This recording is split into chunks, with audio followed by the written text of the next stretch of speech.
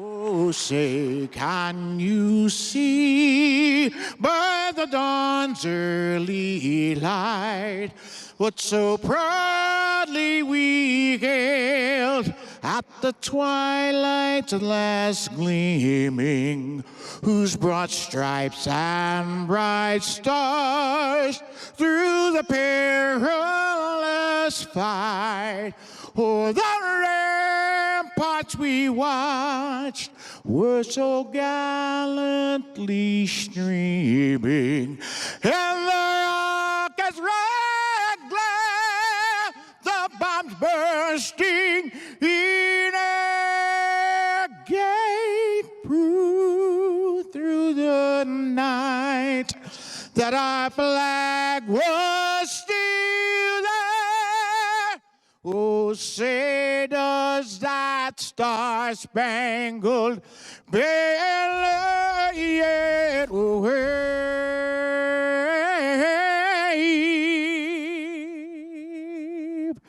Was the land of the free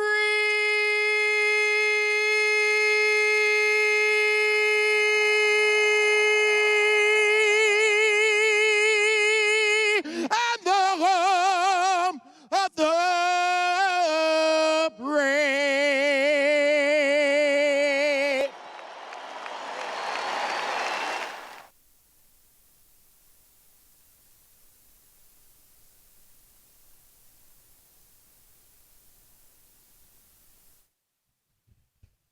Ladies and gentlemen, it is Tuesday, November 24th, 2020. This is the InfoWars War Room, brought to you by InfoWarsStore.com, streaming live on band.video and 79days.news. I'm your host, Owen Shroyer, with you for the next 3 hours. We are joined by Patrick Byrne, former Overstock CEO. Many may call him a genius. I don't know if he would describe himself that way as he's shaking his head, but very successful as a businessman. I also learned some other stuff about Patrick as I was doing my research today, but we can get into that later, Patrick. You right now are doing some yeoman's work right now, exposing election theft. You know, I want to make it clear to the audience, you don't come at this from any sort of partisan standpoint. You're not even a Trump supporter. This is something that neutrally you've been observing for 4 years. We have 2 minutes of a short segment here, and then we'll come back with 4 10-minute segments. So just briefly in 2 minutes, talk about what's been going on behind the scenes for years investigating this election theft with the electronic voting machines and what's about to come to light for the public to see. Sure. Let me just point out, I'm not one to beat my chest about it, but I built a $2 billion e-commerce company from scratch. I know something, that's Overstock.com. I left a year ago. I'm not associated with them anymore. But I think it's one of the only large sites that never, ever got hacked. That's because I'm a fanatic. I was a fanatic about cybersecurity, the firm. So I know we're dealing with about a thing or two here. These voting systems, in particular Dominion, are garbage, absolute garbage. On a scale of 1 to 10, their hackability, the hackers I'm working with estimated at or rank it as a 2, maybe a 1. It's unbelievable that this has passed muster. There has been a massive fraud in this election. It was hacked. I am not a Trump. Once I'm not a, well, I did not vote for Donald Trump in either election. I'm a libertarian. I'm sure this is not partisan. I can promise you 100% this stuff is garbage technology, extremely porous, probably designed to be that way. It has functionality that Hugo Chavez wanted built into systems in Venezuela so he could stay presidente for life. It got imported into the U.S. and over the last 15 years through a series of licensing agreements and court bankruptcies and corporate mergers and acquisitions, it became, believe it or not, Hugo Chavez's, the functionality he wanted built into his systems are embedded into systems in America. They absolutely were used in the last election. The fraud was not widespread, as the Democrats say. Don't puke all over yourself. They're actually right about that. It's not widespread. It's narrow and deep in 6 places that they figured out, 6 counties. If you just hijack the election and cheat massively in these 6 counties, you can flip the 6 states they're in, and hence the Electoral College. The fraud is not coming from the voters. It is not. It's coming from the election officials. We'll dig into this in 90 seconds.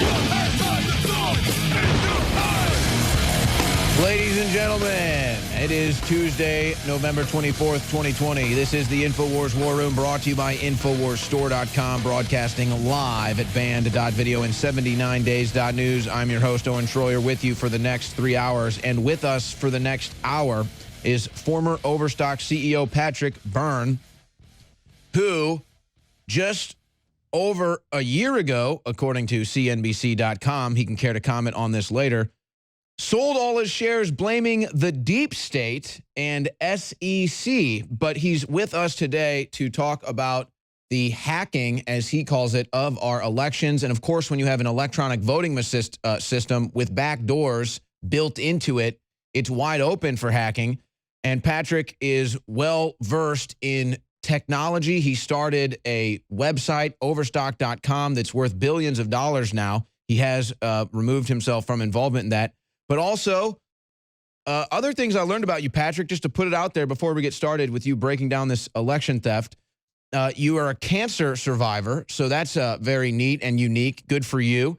Also, if you see him in the streets, don't mess with him. He's a black belt, so he'll whoop your butt pretty good.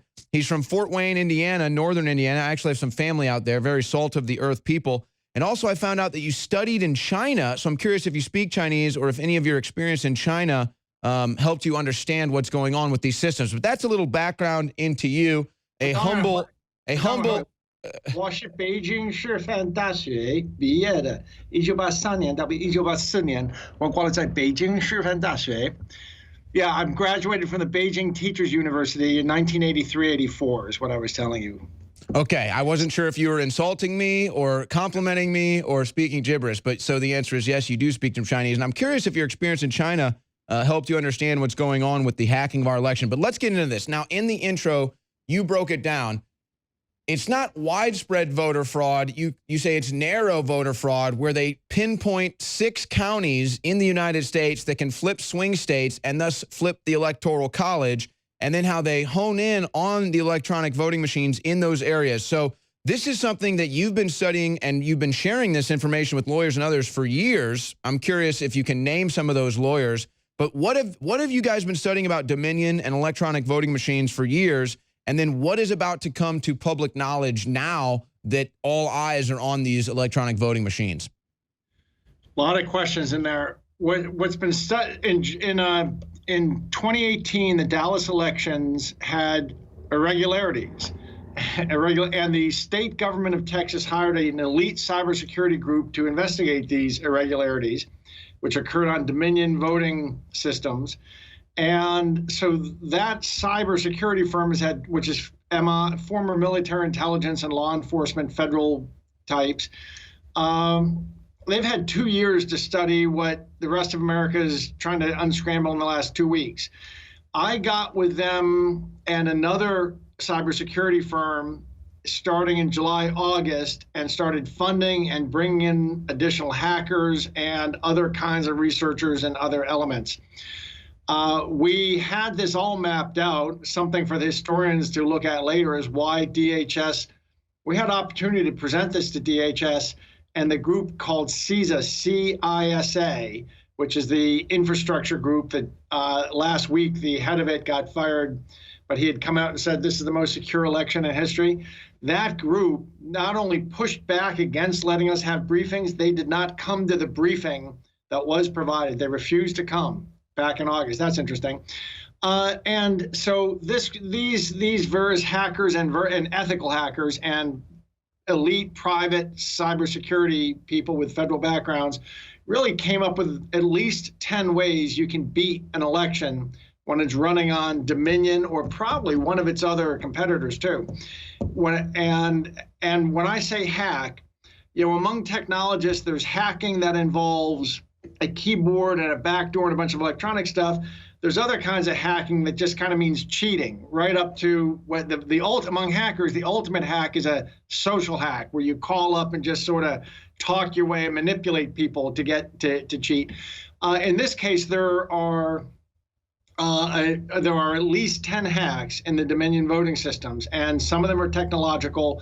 But really, without even thinking too much of that, of course, by this time, everyone understands this was built back in Venezuela.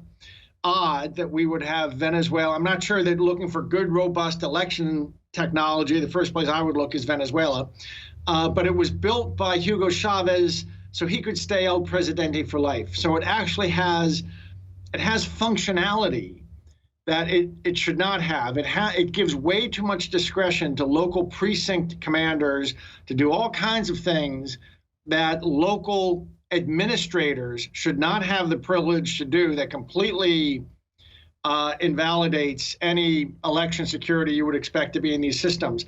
Those functionalities, when this stuff was imported into the U.S. through Florida about 15, 16 years ago, those functionalities stayed within it. And even though people have built new stuff on top of it, that core functionality, which lets administrators do things they really shouldn't be able to do, like move votes around and generate blank ballots and all kinds of things, that stayed within the systems.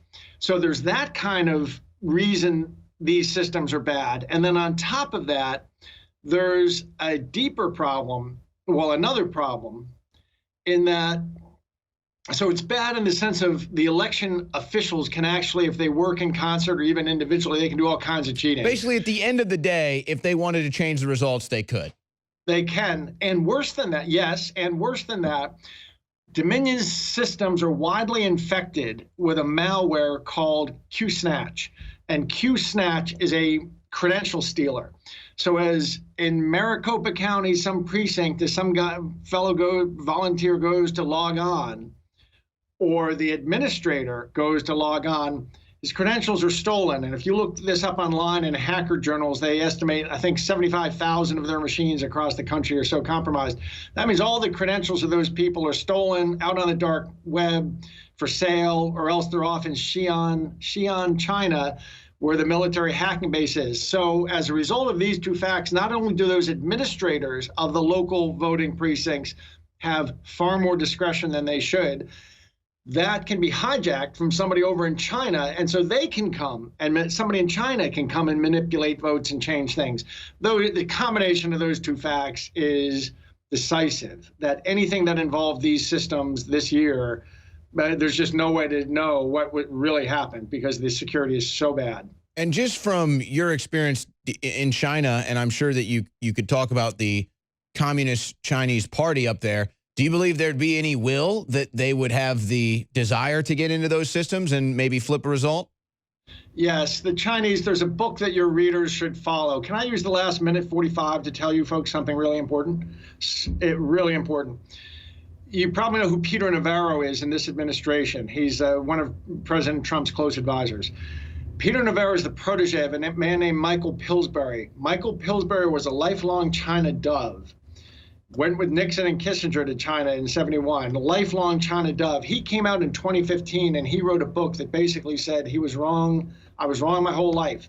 The book was called The 100-Year Marathon. He says that China in 1949 adopted a 100-year plan to take down the U.S. and replace us with as the world's superpower. Basically, by the time he wrote the book, they were 66 years into the plan, but they were running about 20, 25 years ahead of schedule. In that plan, the ultimate, and it's fairly open within the Chinese literature, he points out, but it's open, but in a way that you'd have to be a really good speaker of Chinese to understand. And I won't go into the details of why, but in particular, their great hope is something called the Assassin's Mace. And the Assassin's Mace is a way you defeat your enemy without having to actually go to war. And for 5 years, there's been this great question in our national security circles of what is their assassin's mace? Is it their hypersonic? Is it this, that? No, that's not what it is. They figured out the way you can take down the U.S. is corrupt our election machinery. All right, let's pick right up on that point when we come back from this break. Again, former Overstock CEO Patrick Byrne with us. You're back in the InfoWars War Room, brought to you by InfoWarsStore.com. Former Overstock CEO Patrick Byrne is with us. I've got a lot of questions for him, but I want him to continue to lay out, first of all, what he was getting into at the end of last segment, and then get back into the 2020 elections and how it applies. But, Patrick, I had asked you if you believe there was any will or desire or even execution of Chinese communists to influence or hack our elections, and you were just getting into the realities of that before the break cut you off. Yeah, basically read the 100-year marathon. It's accurate. It is. I actually was there for the beginning when I was there the first year they opened up to Western students. I spent what was supposed 3 months. It was supposed to be 3 months. I ended up spending over a year. And then went on to Southeast Asia. I happen to love the Chinese. I love the Chinese. There's a reason I went there and studied, but I'm not a big fan of the Chinese, the Chi-Coms, the government. Part of my undergraduate work was actually on Marx, and I ended up doing a PhD in political philosophy because I'm enamored of the intellectual history behind the U.S. Constitution, which runs from the Hebrews to the Greeks, the Romans, the English, the Dutch, and us. And Flowers, its apotheosis is the U.S. Constitution. That's my religion. You guys, all you Christians out there, God bless you. That's my religion, that intellectual history.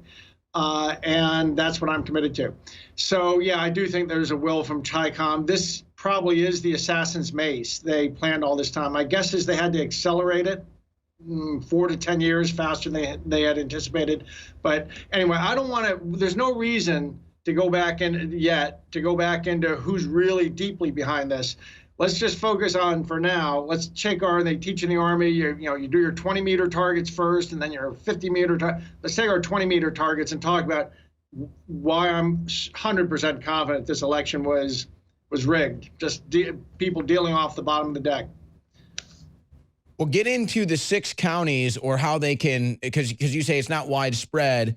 They've scientifically, mathematically been able to narrow it down to, a handful of counties where they know if they can just get enough numbers in those counties, they can then flip the swing states, Pennsylvania, Michigan, Wisconsin, Arizona, Georgia, and then they can then flip the Electoral College to go to whatever candidate they choose.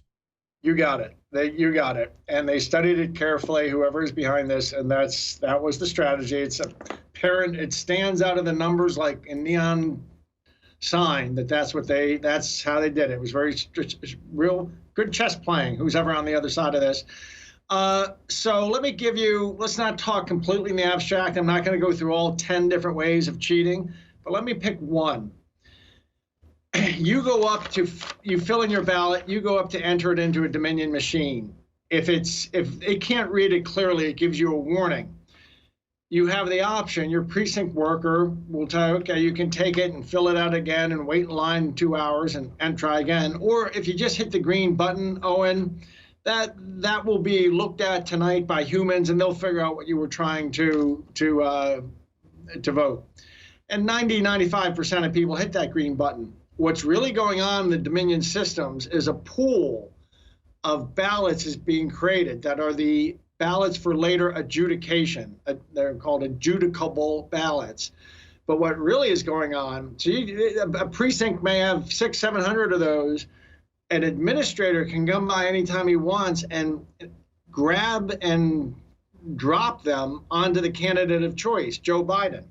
So you've essentially you've surrendered your vote to whoever that precinct administrator is. I hope you like them. And let's just put this into practical purposes, because this is different than, say, having a hacked machine or something.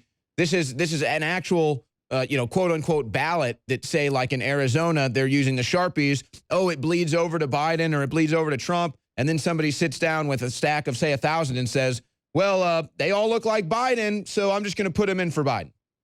Yeah, and he doesn't even sit down with a stack. He can come by and in 3 seconds just drag and drop them, like files on your computer. Yes, and so really there's 3 steps to understanding. One step is to understand this functionality exists in the machine that really should not rest with administrators to do things like that. Secondly, that there are the lived experiences that are pouring in from these 6 different locations and have been pouring in for 3 weeks as of today. And we have grassroots people collecting affidavits and all that stuff. And the lived experiences, such as being told you got to get rid of your ballpoint, you have to have a Sharpie, and the precinct workers who were told the day before the election they got all the ballpoints out of the place and crates of Sharpies were brought in and such. You can look at it this way. If the machinery, if they were planning on doing these kinds of tricks using the internal functionality to do these kinds of things, you would expect voters and precinct workers to have a certain set of experiences on the day of voting. Well, what do you know? In those 6 places, they have exactly that set of experiences. And then in addition, you can look at the statistical outcomes, and there are events that are happening with improbabilities of a quadrillion to 1 have happened all over in those 6 precincts. You know, strings of 1,000 Biden votes in a row, things like that. So you can take these 3 different approaches, 3 different narratives, that the equipment has this inbuilt functionality that's excessively lax, and that, by the way, anyone, if there's Q-snatch on the machine, then you don't know if somebody back in China has stolen the same functionality. Secondly, the experience of the people in the voting booths and in the precincts. And third, the statistical results. And those 3 narratives dovetail together perfectly. They fit each other perfectly. And it's extremely convincing. I mean, there's no question in my mind. Well, and I was gonna ask you that, as you know, someone that was the former CEO of Overstock. This is a major tech commerce company. I mean, you start seeing statistical anomalies like this. I mean, immediately red flags, investigations. You're looking into it, right? Of course, Overstock never got hacked successfully in our 20 years. There were 1,000 attempts a day to hack us most of the time. Never once was successfully hacked. And I'm not, again, I insist I'm not there anymore. I left over a year ago. But I was a fanatic on this stuff. And when I came to understand over the last 4 months how these things worked, I was shocked. The fix has to be in, even for the fact that these things got accepted and passed muster. It sure seemed to me that the fix was in. And what do you know? We're learning in the last few weeks, and we have affidavits, and even more than affidavits in one case, about election officials who were behind the adoption of Dominion equipment. There's some real mischief that seems to be associated with some of those decisions. And even Republican officials, I'm not, Republican officials who were behind getting those systems adopted may have had, there may have been private reasons they had to make such a decision that seems so much against the public interest. Well, sure, Republicans like to win elections too. I'm just curious quickly, in the final 30 seconds of this segment, how long have you known about this? I know you've been looking into this since summer 2018, but how long have you really understood this information? Well, August, September of this year. But however, once after the election of November 3rd, we pretty much had reverse engineered it by November 5th or 6th. My life, and I've worked with a team of people who are back in the background, different parts of the country, doing the real heavy lifting. I've been knocking on the doors trying to get the right people to listen. Well, you're knocking it out of the park right now. We'll be right back. Welcome back to the InfoWars War Room. We have Patrick Byrne with us for the remainder of the hour here. Patrick, I've got questions I want to ask you, but before we get into you fielding my questions, is there anything else you want to report or say here about the hack of the 2020 election, or what you know, or any other information before I get into those questions? You let me run through it concisely. Thank you, Owen. Go ahead with your questions. So let me then ask you, how much have you shared this information, or should I say, whom have you shared this information with? And I'm assuming it's all of it, but members of Trump's legal team, other lawyers, Sidney Powell, Lynn Wood, who have you shared this information with, or been in contact with about this? Well, First, I work for none of them. I've set up a command post. We've got information coming in from all over. I've got lawyers and all these people generating the material. I've offered to make it available to all the people around the president as well as the press. As you can guess, the mainstream press, I'm speaking to the choir here on that. I don't have to tell you what they're like. This has been shared with the president's people. And I'm not going to say too much, but Sydney and Rudy and their respective camps. But Sydney's not on the president's team, has been made clear. She's the Kraken. Sydney is the Kraken. That's the Kraken that's being released. Basically, and she was on this from a day or two after the election. She smelled bad. She's not a numbers person. She's the first to admit. She smelled skunk. She knew something was going on. And as we started coming in and providing all this stuff, she got it very quickly. She actually, it was more like confirmation to her of something she could feel in her bones had happened. And then I'd say it took maybe a few extra days to sort of get Rudy's team or the mayor's team to grok it. But they both, I would say that by the middle of last week or beginning of last week, both sides had fully grokked it, and you started seeing some directional changes and some changes in how they spoke starting about midweek. I'm not taking all credit for that. Like I say, Sydney was well down the line in understanding it all. She just needed someone to do the math for her, so to speak. But and I think their approaches are different in that Rudy wants to save the president by taking sniper shots that clear out legal impediments in front of him. Sydney wants to save the president, but she wants to do it by dropping a tactical nuke on the deep state. And if you ask me which strategy is correct, I'd say yes. Well, and that was kind of my understanding, and I'm not trying to put you on the spot, answer what you feel comfortable with, but it was my understanding that the legal approach from the mayor's team was differentiating from that of Sidney Powell's. And so the official Trump legal team said, all right, we want to focus over here. Let's look at the dead votes. Let's look at the mail-in ballots. Let's look at some of the actual laws that we can highlight, as you kind of put it, clear out the way for Sidney Powell to move through, while Sidney Powell is really focused on, hey, look, you may find a couple 100,000 votes over here, dead votes, illegal mail-in ballots, whatever. I've got the whole voting machine system that is rigged. We're talking about millions of votes, and that's why she says we're talking millions of votes. We're talking millions of votes. So, but is that kind of the understanding? Is that the attack formation?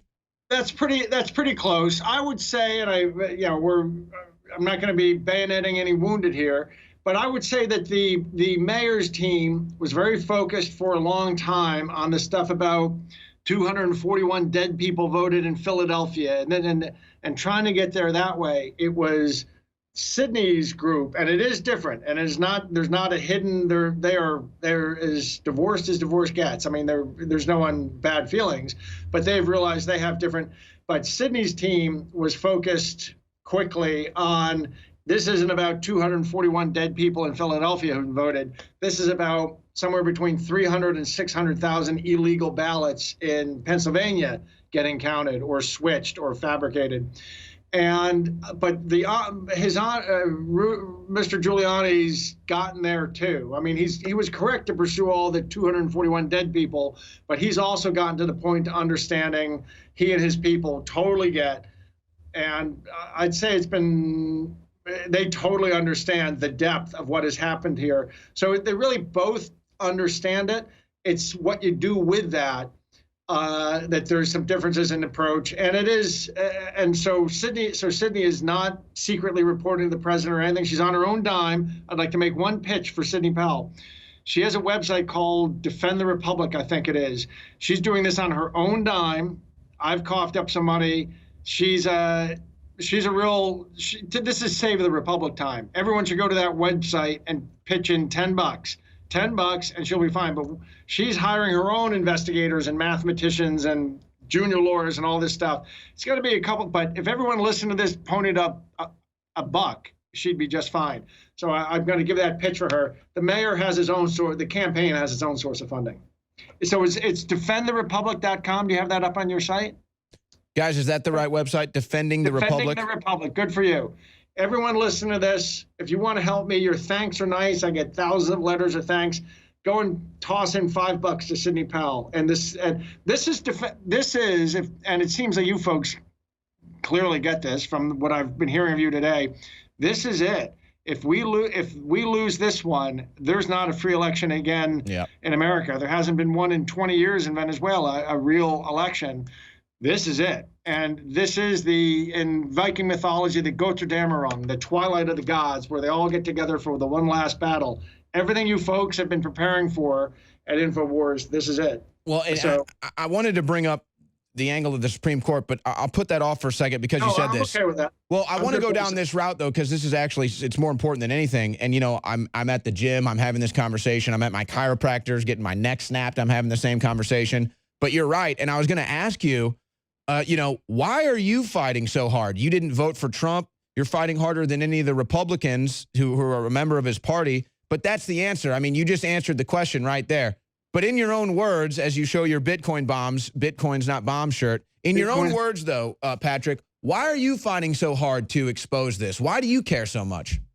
Well, it's one of those questions that if someone really has to ask, I'm not sure how to answer it.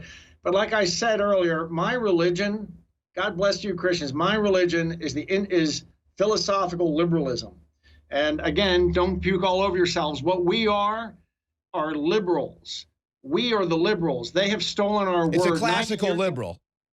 Well, this is philosophical liberalism. Judaism, the Greeks, the Romans, the Dutch, the English, the U.S. Constitution, that's the tradition of philosophical liberalism, which freed mankind. Until then, we had essentially been going around on all fours and been savages. Everything was about authority. Liberalism freed us. 90 years ago, socialism, authoritarianism, couldn't sell itself as socialism anymore after the U.S. got crosswise with the Soviet Union, and they stole our word and they started calling themselves liberals. They're the authoritarian socialists. We are the liberals. It's time we reclaim that word. This is my religion. And to me, the U.S. Constitution is that, I don't mean to get all verklempt, but it's that, you know, shining beacon on a hill. If the lights go out here, it goes out for the world. Could be another 1,000 years. We can't let it go out here. So while I'm a libertarian, swear on my eyes, I've never voted for a Republican or Democrat for president in my life. Did not vote for Mr. Trump in either election. But I'm not a never. You know, when Obama got elected, I said yes, sir, he's my president. When Trump got elected, said the same thing. So this is you know, Eleanor. I'll finish with on a note that people hope they pay attention to. Eleanor Roosevelt said, great minds speak of ideas, average minds speak of events, weak minds speak of people. Look at how devoid our discourse is of talking about ideas. And for 4 years, it's been obsessed with one person. I come at this from the point of view of ideas, philosophical liberalism. It's all coming down to this battle right now. That's Patrick Byrne, former Overstock CEO, with us for one more segment. Don't go anywhere. You know, that's incredible timing. We did not plan for the Space Odyssey theme to come in, but I was going to ask former Overstock CEO Patrick Byrne this question, a couple more questions. It's our last segment with him. But, you know, we just discovered a monolith in the desert of Utah. I don't know if you saw this, Patrick. And, you know, the universe has a mysterious way. I don't know if your classical liberalism can explain the anomalies of the universe, if you will, but no. the anomalies of the universe are out there. And this monolith seems to be one. Patrick, I kind of see this because apparently they've now discovered that this thing was sitting in there for, I guess, about 4 years. They've gone and done a Google Earth search, and they found that it's been there for 4 years, but it just got discovered when they were doing a flyby. The Department of Health or Public Safety in Utah doing a flyby on a helicopter. They saw it, but you know, it's funny because to me in the film it represents the idea, the concept, I guess, of apes becoming modern man, questioning for the first time, thinking for the first time, observing around them for the first time. Maybe he's not everything as what it seems. To me, that's this voter fraud issue. The voter fraud issue is the monolith. The voter fraud issue with the electronic exchange is the monolith, and we're touching it and we're having the awakening. Whoa, we haven't had free and fair elections. Whoa, we've had our elections that are actually selections. So that's just kind of a, I guess, an illustration.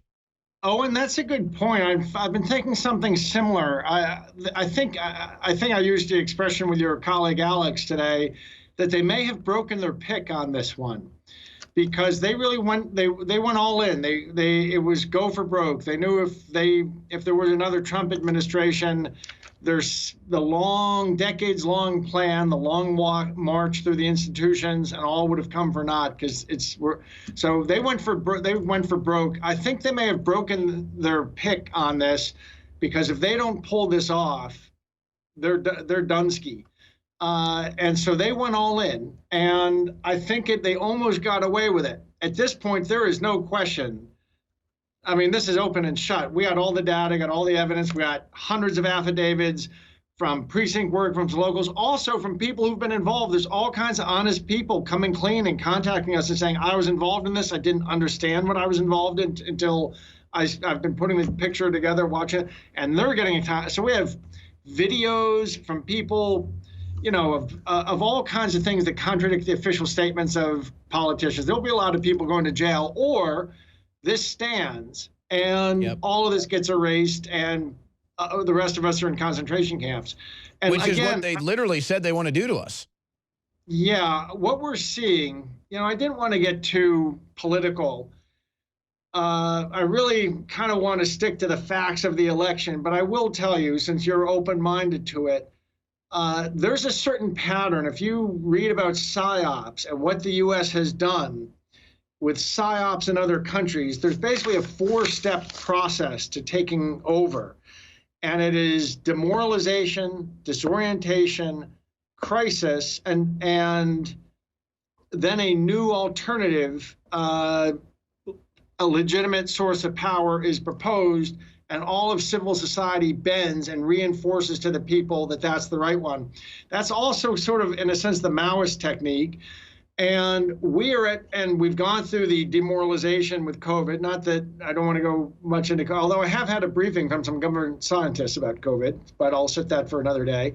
What happened this summer seems to me to have been the disorientation. I was actually just walking by the FBI headquarters 2 days ago, and there's guys on motorcycles doing wheelies around in front, and nobody's doing anything. The point of that is to disorient everybody. Since the middle of summer, since the beginning of summer, they've been letting us know we are living in a new world. We're living in a world where the rules don't apply, where mobs can descend on people and beat people with impunity. That they have disoriented people with that. We have reached this crisis. Now they've proposed an alternative, illegitimate source of power. Well, they've held up through rigging this election. And again, I didn't vote for Donald Trump, never. But this is crooked as a hound's hind leg. What's gone on? They put up this. They used this election to rig. It was blatantly rigged by goons. I mean, you just see the movies of how people behaved in those 6 precincts. But all of civil society and the media, the captured media, has gone to reinforcing in the public's mind, this is president-elect. Who ever heard of a president-elect? I mean, that Obama introduced the term in 2008 or something, but there's no such official thing as an office of the president-elect. Oh, yeah, and it's all a narrative. Exactly. It's a news rollout. Oh, Biden has elected this guy, selected this guy, keeping it in your mind to try to cement the fake election, as I call it. Right, and trying to normalize that. And so when and if this stuff gets exposed, which it is now being exposed, it will be a hurdle to get people back and cause a lot of, to get people back and remember, well, actually, Biden never really was a president or president-elect or anything like that. CNN, I read the Constitution a few times in my life. I don't ever recall anything about CNN declares who the president is. There's a whole constitutional process that declares it. So that's what's really going on. Yeah, I do think this is a soft coup, and it has elements of this Maoist tradition in it. And where I lived in China, it was right after the great time of the Great Cultural Revolution. I was there just 7 years after that, and I saw the legacy, and I listened to all the stories. It was a lot of the things that happened there, from the Red Brigades going around and browbeating people and sort of acting with impunity, just goonism. I'm going to call it goonism. From the goonism we've seen in the last, number of months, to the goonism, some of which happened in the last days of the prior administration to the goonism that's now happening with regards to election, you can draw a straight line between those points. They all line up. This is a goon revolution. And the last step is they have gooned the election. I mean, scofflaw stuff. The stuff where a toilet broke, so we're shutting down the arena and everyone goes home for 3 hours. We have a water main break in Georgia, so we have to stop counting. Or goons going up to election workers and just muscling them around. That's scofflaw kind of behavior. So they have done that. They obviously have an illegitimate result. I mean, to anyone with a room temperature IQ, you know what? Just hold it right there, because you said something earlier. That goonism lines up. All that goonism is the same. It all lines up. Well, and you said something earlier I wanted to go back to. You said, I forget who it was, but you said that there was another no-show. We had Dominion no-show in Pennsylvania. You were saying how, I guess it was maybe back when you were talking about what happened in Dallas when they were called in for hearings then, and they were supposed to show up, and they no-showed then too. So, I mean, this is an ongoing pattern. When they're supposed to testify, in defense of their electronic voting machines, they no-show. You want to hear some more crazy stuff? Yeah, that's true. That's small potatoes. Here's some other crazy stuff. There's a fellow named Nick, a senior engineer within Dominion with patents in his name within Dominion. He took a leave from Dominion and went and ran the Detroit voting tabulation.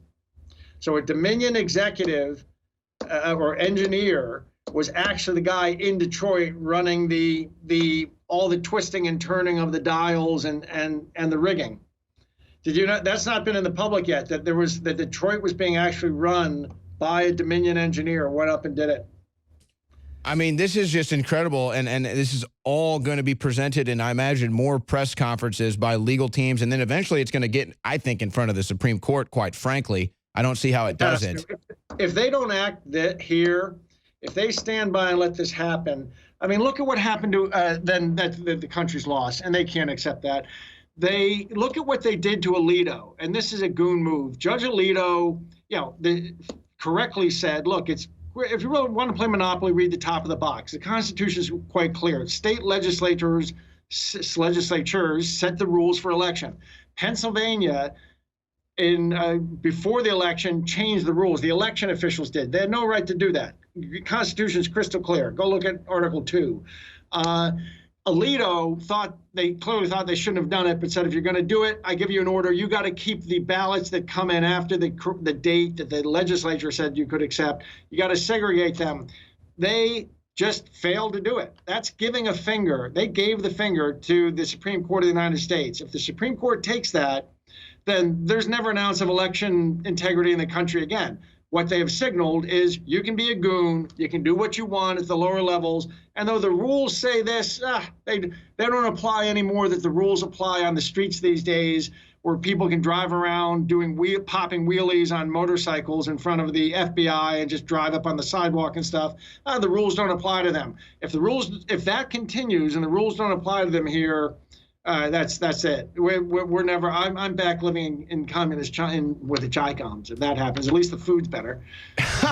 Maybe. Depends where you're at. Patrick, could you do 5 more minutes with us? A bonus 5 minutes. Short break here. All right, we got a short break. My honor. Okay, we got a short break here, guys. We're going to come back 5 more bonus minutes with former Overstock CEO Patrick Byrne. This has been really informative, folks. You know, Patrick, I kind of feel like one of those monkeys. In Space Odyssey, just hopping around the monolith right now. Of course, the monolith in the year 2020 is the election hack, the electronic elections that get hacked, probably since the outset of their institution. I've got 5 more minutes with former Overstock CEO Patrick Byrne. This has been a very informative, intellectual hour of radio and broadcast television here. So, Patrick, I want to just throw 3 things out at you here for the final minutes, and then you can pick up whichever one you want to go with. And you did say you would talk COVID another day, so I hope you'll come back on the War Room sometime in the future. We can talk anything else. But Rachel Maddow, try not to laugh. In fact, we're going to do a little challenge here. Patrick, try not to laugh, all right? Try not to laugh. Here we go. She's a friend of a friend. I'll let you know. So I've got to be. So I'll be. That's fine. It's okay. Just try not to laugh at this, all right? Okay. Rachel Maddow says people who contest elections should go to jail. Yeah. Well, how short is her memory? She's also from Stanford. She's from Stanford. We ran in similar circles in Stanford. We sort of I knew of her. I mean, it gets, I think I compared it with Alex earlier today. Like, if you ever deal with a guy who's got a toupee on and the toupee is sliding, and you don't want to be rude, so you hold his eyes and you try not to notice the toupee. But at some point, eventually, it reaches the point that you say, "Hey, come on, fella, no offense, don't want to hurt your feelings. It's all gotten ridiculous. You straighten your toupee out, and then we can start again." The position of people like that, it's just become such agitprop and propaganda and silly. Anyone with a room temperature IQ is seeing through it. I just want to tell them, stop. Just stop pretending, straighten your toupee, and we can start having a real conversation again. I just think, like you said, and that'll be my segue into the next question. And then hopefully sometime in the future, I can get you on to talk about, blaming the quote unquote deep state and SEC and what they would have done to Overstock. You can get into that later, but let's go down this since we kind of played it off here. So it was Rachel Maddow, though, and MSNBC and CNN and all these people that said foreign meddling, Russian influence, foreign influence in our elections. Oh, my gosh, for 4 years they did this. No proof. But now we have actual proof. Venezuela, China, all these countries, total foreign interference. And now they don't even say boo about it. Yeah, I have no idea. See anything? What? I don't see anything. Yeah, no. I've never heard of this. But anybody who does should go to jail now. I mean, what? Yeah, I know. This has gotten, it's the mainstream has always had this attitude towards, Fox, let alone you guys. Like, yeah, we're the mainstream. We decide if you're, we look down our nose at you. We decide if you're good enough to get in. They have so delegitimized themselves that when this is all over and we come through it, which we will, and even Fox has disgraced itself, I feel, and I've been on them 100 times or dozens of times. They've disgraced themselves. There has to be a whole new consensus about who is after the truth, and those people have every right to look down their nose at the other guys. Listen, I want to get two things in before we go. One is I have a website where I've been published for years. It's been voted the best investigative journalism and stuff on corruption in America in years past. It's called deepcapture.com.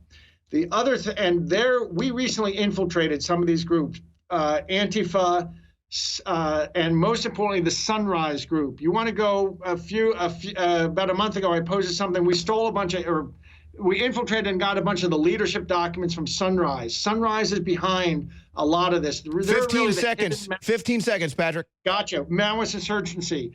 Also, the violence, I believe, is going to start this Sunday. We have word that they're going to start bringing it this Sunday if Trump doesn't stand down. Everyone be prepared. Don't be the violent guys. We got to be better Patrick Byrne, thank you so much. I hope you'll come back. Guys, bye-bye. Yes, ladies and gentlemen, you have found it.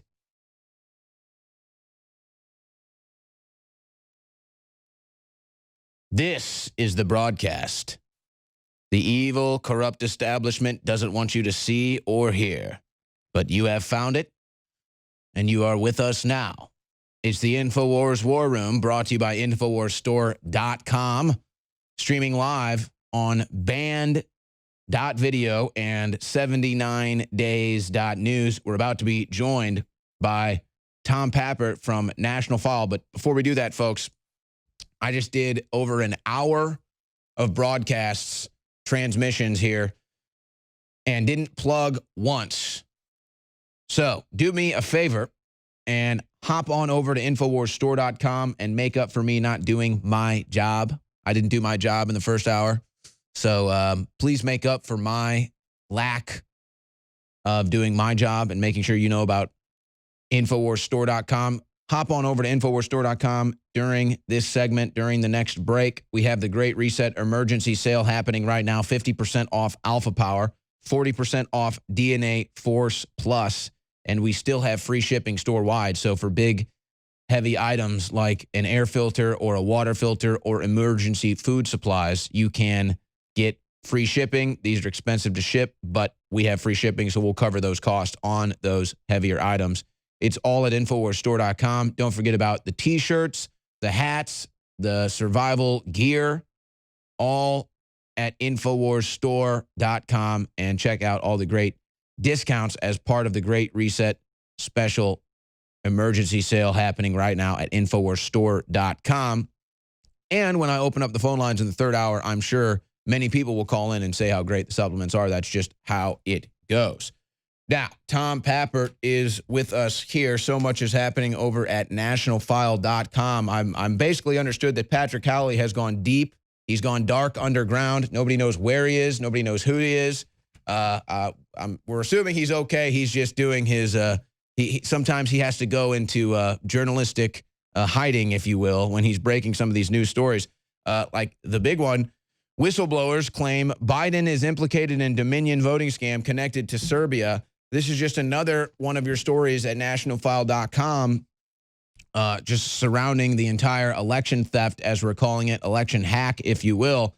It's really incredible, Tom. I mean, the amount of evidence that continues to come forward, most of which is actually public information. You can go look at, they say, hey, here's our business partners. They're in China. Here's the patented technology we use from China. Here's the Venezuelan with Hugo Chavez instituting Dominion voting systems into America with the Clinton Foundation. But more is coming out. I mean, how do you even keep it all into the subject matter there? I mean, you got to have a whole section on nationalfile.com for the theft of 2020 election. Owen, I mean, it's unbelievable. This is the news. And yes, Patrick is talking to some of these whistleblowers who he's speaking to are top, very high-level Democrats. Some of them are part of the globalist apparatus. So yes, he's working very hard getting more of these stories right now because they are absolutely unbelievably insane. And yet this is what has happened in our country. We now have whistleblowers coming out and saying that Joe Biden went to Serbia and brokered a deal to allow a group of essentially hackers design election software that would then be used throughout the world. The Clinton Foundation, a few years later, 2014-15, brags in one of its websites that Dominion voting systems is being used in countries that have had civil war, like Ukraine. In other words, so the globalist special interests can get the candidate that they want in these countries that are emerging from cataclysmic destruction. And now Dominion, as you said, Owen, has been brought to the United States. It's here in America, 28 states, using the same software that has essentially been pioneered by Hugo Chavez. It's been pioneered by the State Department under Biden and Obama and Hillary to engineer elections throughout Europe and the Middle East. This is a nightmare, and yet so much of it, I mean, even set aside our whistleblowers. The ties to George Soros are verifiable. The ties to the Clinton Foundation are verifiable. So verifiable, CNN, in its own fact check, accidentally admitted it. This is so over the top, and I'm very, very happy that now Sidney Powell will not have the confines of being part of the Trump campaign team and can spend the time necessary to explore this, because if we at National File are finding these bombshells day after day with Patrick Howley leading the way on this front, imagine what a team of lawyers led by Sidney Powell are uncovering, Owen. Yeah, and I mean, there's the photos, there's the dates of the trips. It's all in this story, and it's just amazing. I mean, Biden, this guy was running around doing criminal activity just right in front of our face. I mean, it's really actually quite incredible. So it shouldn't shock us so much that he goes in front of the Council on Foreign Relations and said, yeah, I illegally bribed people in Ukraine to get my son millions of dollars, which I'm the big guy. I get 10% of. It shouldn't surprise us that Biden just flies to Serbia and starts doing deals like this. It shouldn't surprise us that Biden goes on national TV and says, yeah, my people have made the greatest voter fraud initiative ever in this country's history. Well, he wasn't kidding, was he, Tom? No, I mean, that is precisely what he has. And he didn't even create it. I mean, let's not give this man this kind of agency. He is and has always been a puppet of the globalist special interests, the people that Hillary Clinton created and put around her, the people who kept her in office throughout the impeachment scandal. These are the people who still control the deep state. These are the people who still control the internal machinations of the government. There's a reason why Obama begged Hillary Clinton, so the story goes, to be his Secretary of State. There's a reason why she was giving campaign advice to Biden as recently as, a month ago, when she said, never concede. We will make you the winner, Joe, just never concede. And here we are. That's what's happening now, Owen. Well, and I'm now seeing, too, that people that were working for Biden, there's almost a Sanders-esque thing happening right now to the Biden people. where people who put in a lot of groundwork for Biden, probably not corrupt people, just dumb libtards, who are expecting to be initiated into the administration or receive a role in the Biden campaign, Obama apparently has come in, mopped all of them up, and is just replacing them all with his people. And I don't think Biden knows what's going on. So basically Obama, who's been running this whole thing in the shadows out of D.C. for 4 years, is now coming back to the fore and running the Biden administration.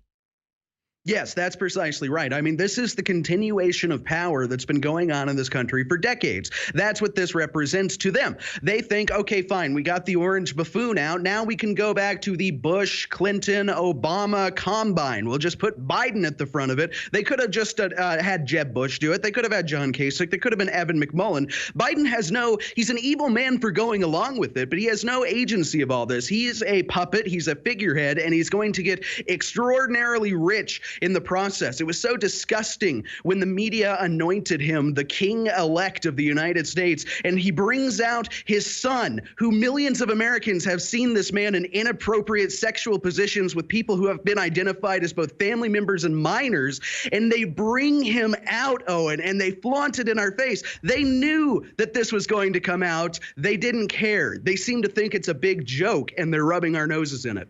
Yeah, not only did they have Hunter Biden come out pumping his fist, they had the first action of Joe Biden as the fake president-elect, molesting a child. They bring out the child for him to molest. There it is right there. Oh, it's just his family. Oh, no, folks, this is a satanic group of people sending you a message. And, well, we found out through, I believe it was Ashley Biden's diaries that you guys published that, Joe does have a certain asphyxiation with getting sexually involved with his children. She said it, not us. I mean, it's in the Ashley Biden diary. She alleges that she had multiple sexually inappropriate or probably inappropriate showers with her father that over-sexualized her. And by the third grade, she identifies, she has been permanently screwed up mentally with men as a result, to the point where she's promiscuous. She blames it on her drug addiction. She blames it on her sex addiction. All available in National File. All the guy that the media, that the deep state is trying to crown the king of the United States. Yeah, and just because there's probably new audience that tunes in every day that just thinks this is crazy or thinks I'm crazy, let me explain. I don't enjoy reporting this, okay? It's not fun. I'm sure that Tom Pappert and his team at National File doesn't enjoy having to publish this information either when they get it sent to them. But folks, no one else is going to do it, and this is the reality of the situation, okay? So I'm sorry to say, but yeah, I'm going to call it as I see it. Joe Biden is a child diddler. He does it on national TV. His daughter's written about it in her diaries, and now we have Hunter Biden inappropriately in lewd photos with his own family and underage children. Welcome back to the InfoWars War Room, brought to you by InfoWarsStore.com. Tom Pappert from National File is with me. I want to read a press release that the Trump legal team has just put out, and then I want to get Tom Pappert's response to it. So I'm just going to read this in its entirety, just released today from the Trump legal team. Pennsylvania, Arizona, Michigan legislatures to hold public hearings on 2020 election. Quote from Mayor Giuliani, "It's in everyone's interest to have a full vetting of election regularities and fraud." The Donald J. Trump for President campaign legal team today announced that the state legislators in Pennsylvania, Arizona, and Michigan will hold public hearings on the election beginning tomorrow and next week in an effort to provide confidence that all of the legal votes have been counted and the illegal votes have not been counted in the November 3rd election. The first hearing held by the Pennsylvania State Senate will be conducted tomorrow, Wednesday, November 25th in Gettysburg, Pennsylvania, where hundreds of thousands voted for Joe Biden. I'm just making a joke there. Where each participating senator will give a 5-minute opening statement followed by testimony from witnesses who have filed affidavits attesting to 2020 election fraud. Tomorrow's hearing will also feature a presentation from former New York City mayor and personal attorney to President Trump, Rudy Giuliani. On Monday, November 30th, the Arizona legislature will hold their own meeting, followed by the Michigan legislature holding their own hearing on Tuesday, December 1st. Details for both hearings to follow. "It is in everyone's interest to have a full vetting of election irregularities and fraud," said Mayor Giuliani. And the only way to do this is with public hearings complete with witnesses, videos, pictures, and other evidence of illegalities from the November 3rd election. Wow. We are pleased that the state legislators in Pennsylvania, Arizona, and Michigan will be convening hearings to examine the November 3rd presidential election, added Trump campaign senior legal advisor and personal attorney to President Donald J. Trump, Jenna Ellis. There were serious irregularities. We have proof of fraud in a number of states, and it is important for all Americans to have faith in our electoral process. All we have wanted from the outset is to count every legal vote and discount every illegal vote. State legislatures are uniquely qualified and positioned to hold hearings on election irregularities and fraud before electors are chosen. As established in Article 2, Section 1.2 of the United States Constitution, state legislatures have the sole authority to select their representatives to the Electoral College, providing a critical safeguard against voter fraud and election manipulation. And yes, that is kind of the checkmate final say that you can have if you discover all of that to safeguard the elections, is to choose the electors, essentially, is really what it is, who are going to be filing the votes that count for the Electoral College. But Tom Pappert, your response to this press release from Trump's legal team.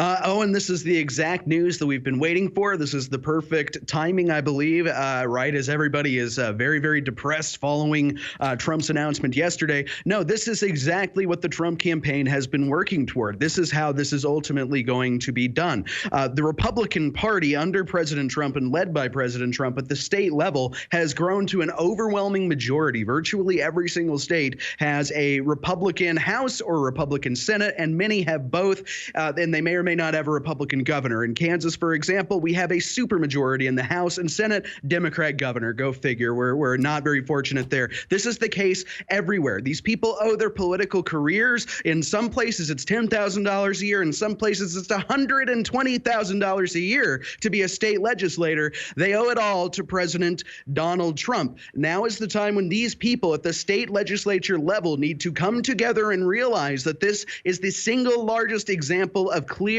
voter fraud, election fraud, whatever you want to call it. It's a disgusting disgrace to the American people and the American Republic. This is their opportunity to right the ship. These will be the heroes, the modern Continental Congress, who will come together and say, no, we will not accept the globalist rule. We will not accept Joe Biden as our anointed king because you say so. We will fight back, and we will send electors who will elect President Donald Trump. Oh, and this is where it's been going since the first night. This is what the Trump campaign wanted to do. Now we're at a critical juncture where the spotlight goes to people who are not used to it at the state level. And they're going to be receiving a lot of pressure from our political enemies, from communists, from Antifa, from everybody you can imagine, telling them to do the wrong thing. And it's very important that they know there are 75 million plus Trump voters out here who are going to be your security net. Do the right thing, state legislators. Your country will thank you eternally. This is why I had people here in Austin and Travis County try to get me involved at the local level in case they did steal Texas from Trump, because most of the GOP out here at the time was run by never-Trumpers. Thank God we have Colonel Allen West at the head of it in Texas, but Travis County is still a disaster. It's all right. People are learning it. I began the momentum to expose the frauds at the top of the Travis County GOP. It's all coming down now. But this is what they told me, is why they wanted me to get involved, to have a first-person view of this, to say, hey, look, Owen, if they try to steal Texas, they're going to use these electors. You can be there and potentially stop it. And, of course, that's why they kicked me out, because they wanted to be able to do that if they had the opportunity. But I want to highlight something from the statement here that I think is so key. We did have Sidney Powell and Jenna Ellis and Rudy Giuliani at that first press conference show some of their evidence. Most of it was just claims. They did have some evidence, obviously. A lot of it was just claims. But here's the quote from Rudy Giuliani in this press release. The only way to do this is with public hearings complete with witnesses. So I guess there's going to be witnesses at these next press events. Videos. So we're going to have the videos. By the way, Lynn Wood shared a video today of what is allegedly an entire, I guess, carton, if you will, or trash can, or whatever you want to call it, bin of ballots being shredded up. What the hell is that? Lynn Wood is on the warpath. So videos and then pictures and other evidence of illegalities from the November 3rd election. So it sounds like their next round of press events, if you will, or media events, they're going to bring forth a lot more evidence and even witnesses.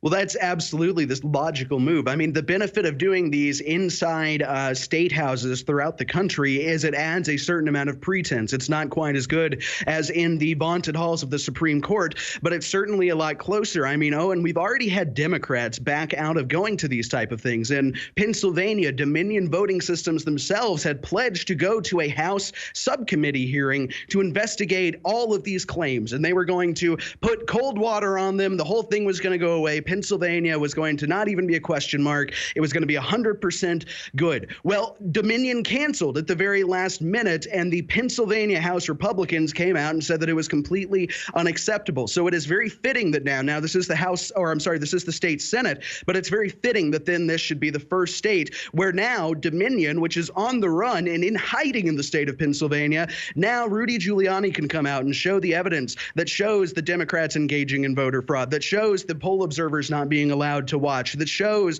the votes being manipulated and recounted and counted 2 or 3 times and everything else they're alleging. This is going to be critical. And you said something, you identified it correctly, I think, Owen. This is a precedent. This is for us to watch and for us to make sure the American people see the truth about, because it's going to be damning and it's going to undermine everything the media has been saying. We'll be right back. Tom Pappert is with us for another segment from National File.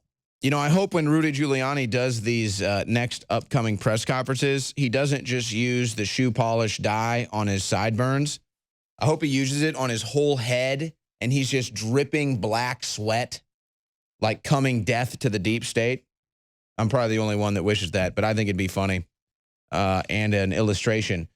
One story at nationalfile.com, headline, Democrats intimidate 7 of Trump's thousands of attorneys to withdraw from the legal fight with death threats and harassment. And we also have this headline just breaking from the Daily Caller.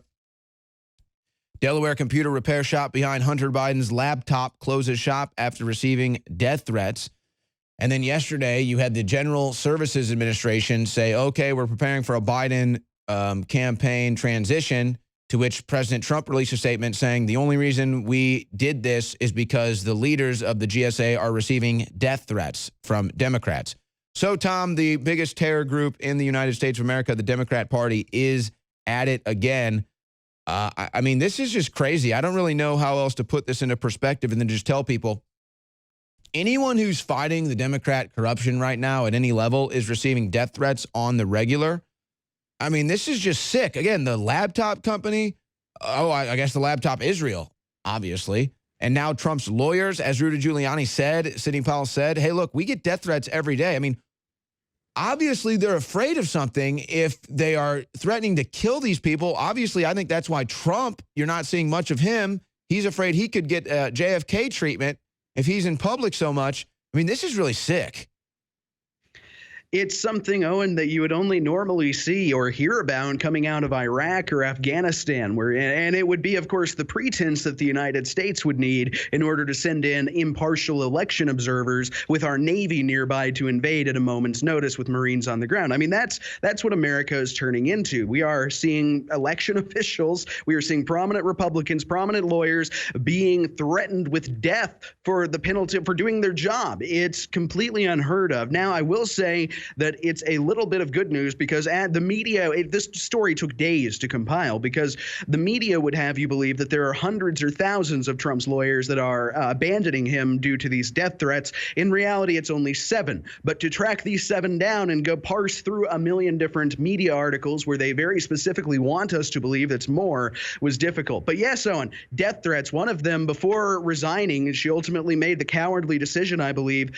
She necessitated, it was a female lawyer in Pennsylvania, she necessitated U.S. Marshal protection. I guess you can't trust the FBI anymore, but that was to protect her life so she could work on the Trump campaign. Yeah, and again, Giuliani made those statements saying we have to hire private protection for our legal team now because they get so many death threats. I mean, I I hate to go down the list, but I mean, the Clinton body count, folks, I mean, this is nothing new for the Democrat Party. People believe and know, rightfully, that you go up against this corrupt establishment or the Clintons or the Democrat Party, you may have a hit squad on you. That's no joke. It's not, again, as we go into these realms, I don't like talking about or reporting this stuff. That's just the reality of the situation. But hey, I mean, this is the loving, liberal, tolerant left, Tom. These aren't Nazis.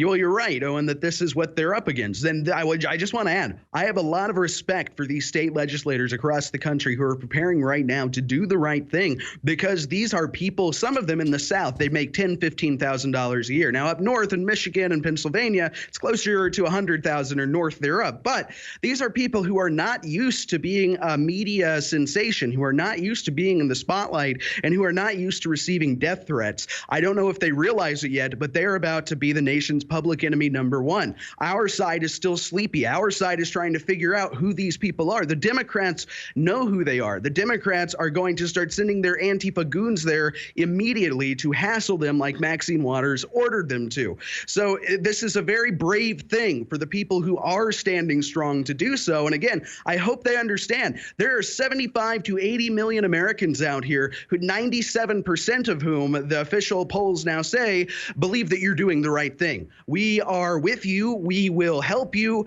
Do not cower beneath Joe Biden's threats. You said it right there. The Republicans are wondering who they really are. The sleepy Republicans are wondering who they really are. And sadly, we're learning who they really are, and they're nobodies. They're nothing. They're not willing to fight. They're not willing to stand with Trump. They're not willing to fight for the Republic. I mean, just complete abandonment. So I guess they've made the decision that they just want to be complete nothings. And it's sad that that's the way this is going to go down. The good thing for Trump is, as you said as well, that he's got 70 million plus who will be fighting for him. In fact, there was a story that came out on the Gateway Pundit today that was, I think, only 3% of Trump voters believe he lost this election. So again, that's about at least 70 million people plus who are going to be fighting Trump with Trump, to stop this steal of the election. And I try not to look too much at Trump right now because I think it's so difficult and everything that's going on behind the scenes. And I think he's looking to us to fight for him to make his final decision. But ultimately, it is going to come down to him. And there's no doubt, though, he had two events today. He had two television events today, Tom. He had one where he came out and made literally probably a 60-second statement or less at the White House press room where he basically said, okay, we got a COVID vaccine. And we just hit 30,000 on the Dow Industrial Average. That's a record. And then left. Of course, the media jackals, hackling and jackling. He then pardoned the turkeys, as is tradition, corn and cob. They got their pardons. Big, beautiful bird. We had the biggest, beautiful birds from Iowa today into the White House. It was the Rose Garden. You saw they had the white feathers, the big gobblers. Okay, we pardoned corn and cob today. Very beautiful turkeys. But he did that. Basically, again, another 3-4 minute deal, and then, ran back inside. So he's not the same Trump that he's been for 3.5, 4+ years. There's no doubt about that. Is it a good sign? Is it a bad sign? I guess really only time will tell. But there's obviously something going on here. I mean, people are wondering, some people are saying, oh, Trump sold us out. I don't believe that, and I would never bet against Trump just as a betting man. I don't believe that's smart. But it is true. I mean, Trump has been a different person. He's been kind of the president in hiding. He's probably in fear for his life. I'm sure he's working on a lot of this election theft and deciding what to do behind the scenes. And I'm sure, quite frankly, he's, probably fatigued from his campaigns. I imagine he's over that now. But what do you make of that? The short appearances from President Trump today. I think that they were trollish today. Of course, he did the typical turkey pardon 2 of them. You're not supposed to do that. I'm sure any other year we would have had 2 scoops, 2 turkeys. Oh, no. And then, of course, the 90-second appearance that started the live stream, and he was already talking. I thought that was typical. It was almost completely unannounced. Very typical of our president to leave the media just spinning in circles like this. But I think there's a logic to being the president in hiding right now, and that is we're approaching a critical juncture. These state legislators legislators literally have the ability to overturn all of this fraud in 4, 5, 6 states. I mean, it is an immense responsibility. I think President Trump is waiting to come out and make his personal opening statement, for himself to testify. I think he's waiting until this critical moment to inspire these state legislators. These people, we're talking about the Republican losers, Owen, these state legislators who dream of the ability to get to the U.S. House or the U.S. Senate someday. My God, this is their opportunity. If they do what the House and Senate leaders are not doing, if they stand with President Trump now, they can be the new Mitch McConnell. They can be the new Kevin McCarthy. This is the time where heroes are made. And I think President Trump is waiting until this critical moment approaches to come out and inspire these people to do the right thing. I hope I'm right. If I'm wrong about this, then we're in big wrong trouble about a lot of things. Tom, right. Final question for you before you depart. What do you make of Rachel Maddow saying people who contest elections should go to jail? Rachel, let's get the bracelets on you, lady. Let's do it. Let's send you first. Hey. You first, Mad Cow. That's right. For 4 years, she cried, Russia, Russia, Russia. So I guess Rachel is going to jail based on her own opinion. All right, Tom Papert from the National File. NationalFile.com. Tom, thank you. Thank you, Owen. Always a pleasure. All right, when we come back, I'm going to do a news blitz and then open up the phone lines for the entire third hour. All right, I'm going to do a news blitz here, and then the entire third hour dedicated to your phone calls. Kind of feels like Friday, but it's not.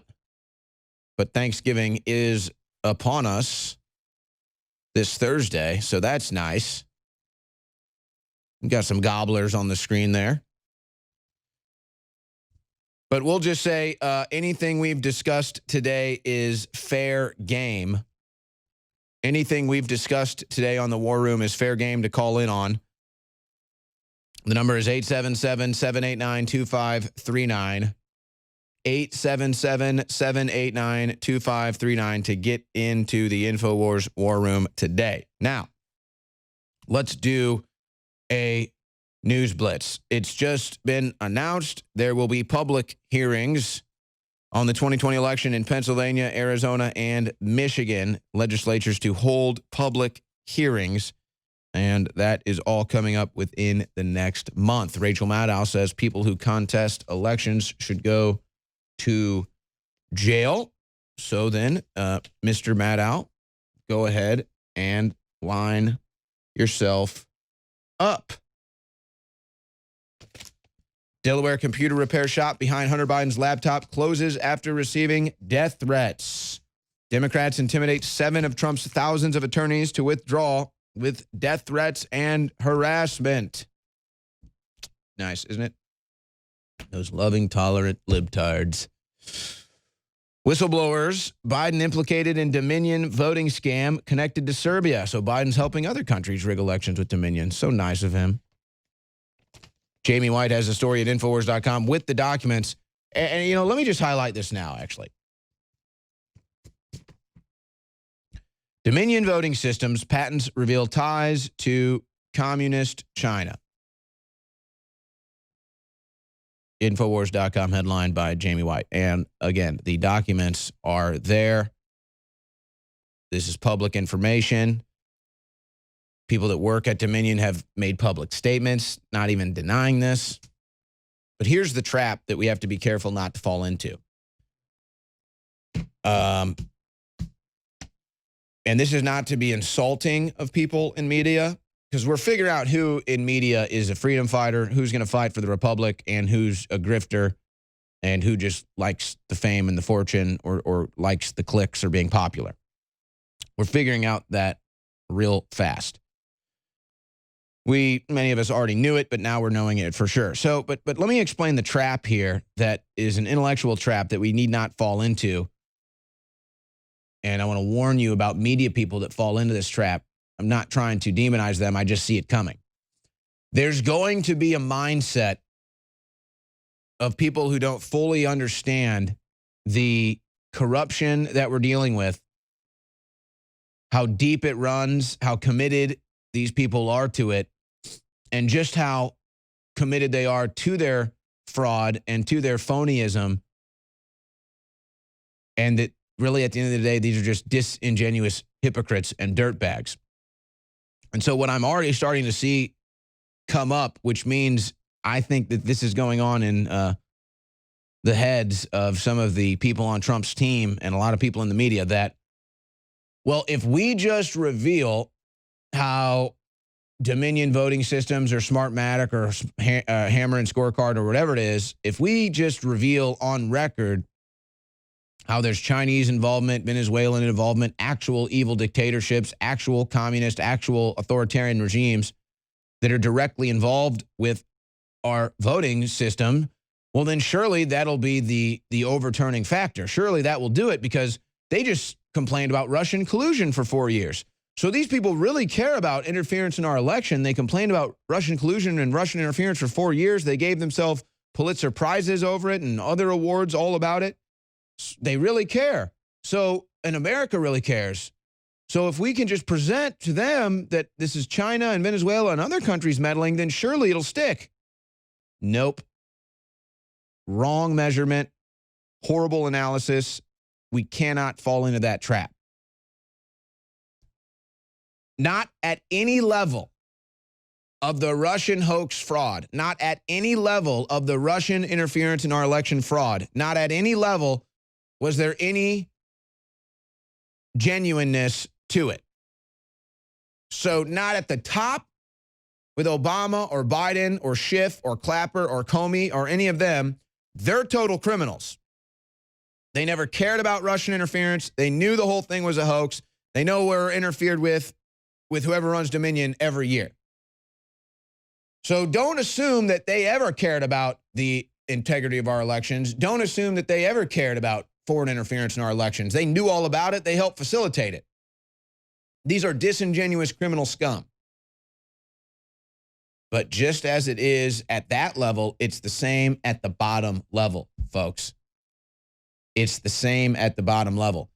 Even the millions of Americans that vote Democrat, they know there was never any Russian collusion. They know there was never any Russian interference. They know there was never any Russian meddling. They don't care about the integrity of our elections either. They never did. So anybody who's making that measurement and anybody who's under the assumption, and I'm already seeing it trend, that people will care, oh, liberal voters will care, oh, Democrat voters will care, oh, these people do care about the integrity of the election. Just look at how much they reported on Russian interference. They never cared. They were never serious. They were never honest. They were always phonies. They were always hypocrites. They were always criminals. At the top and all the way down to the lowest level Democrat, liberal, progressive voter, it was always a sham. They were always in on the sham. They were always lying to themselves. They knew it was BS. They're disingenuous scum, just like Clapper, Comey, Obama, and Biden. So that intellectual measurement will be a failing measurement if they assume that that will help win hearts and minds. You will win no hearts and minds from a Democrat voter. They're just as much of disingenuous scum as Barack Obama and Joe Biden. Now moving on. Pennsylvania governor congratulates crooked election workers that kicked out Trump campaign poll observers. He says Tom Wolf, the guy who makes you wear a mask in the shower, I'm not even kidding you, you have to wear a mask when you sleep at night, 24 hours a day mask from Tom Wolf, belongs in jail, in my opinion. He says, I want to thank the election officials who have administered a fair and free election during an incredibly challenging time in our Commonwealth and country's history.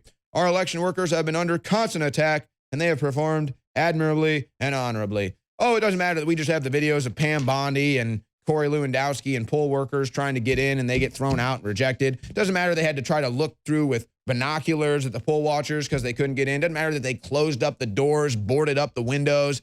No, that's performing admirably and honorably. Of course, to a communist like Tom Wolf. Of course, to a criminal like Tom Wolf. Tom Wolf has probably never been elected himself. He probably got in illegally with these voting machines. So yeah, you cheat, you lie, you steal, and the Pennsylvania governor, Tom Wolf, who makes you wear a mask to sleep at night, makes you wear a mask in the shower, will say, great work.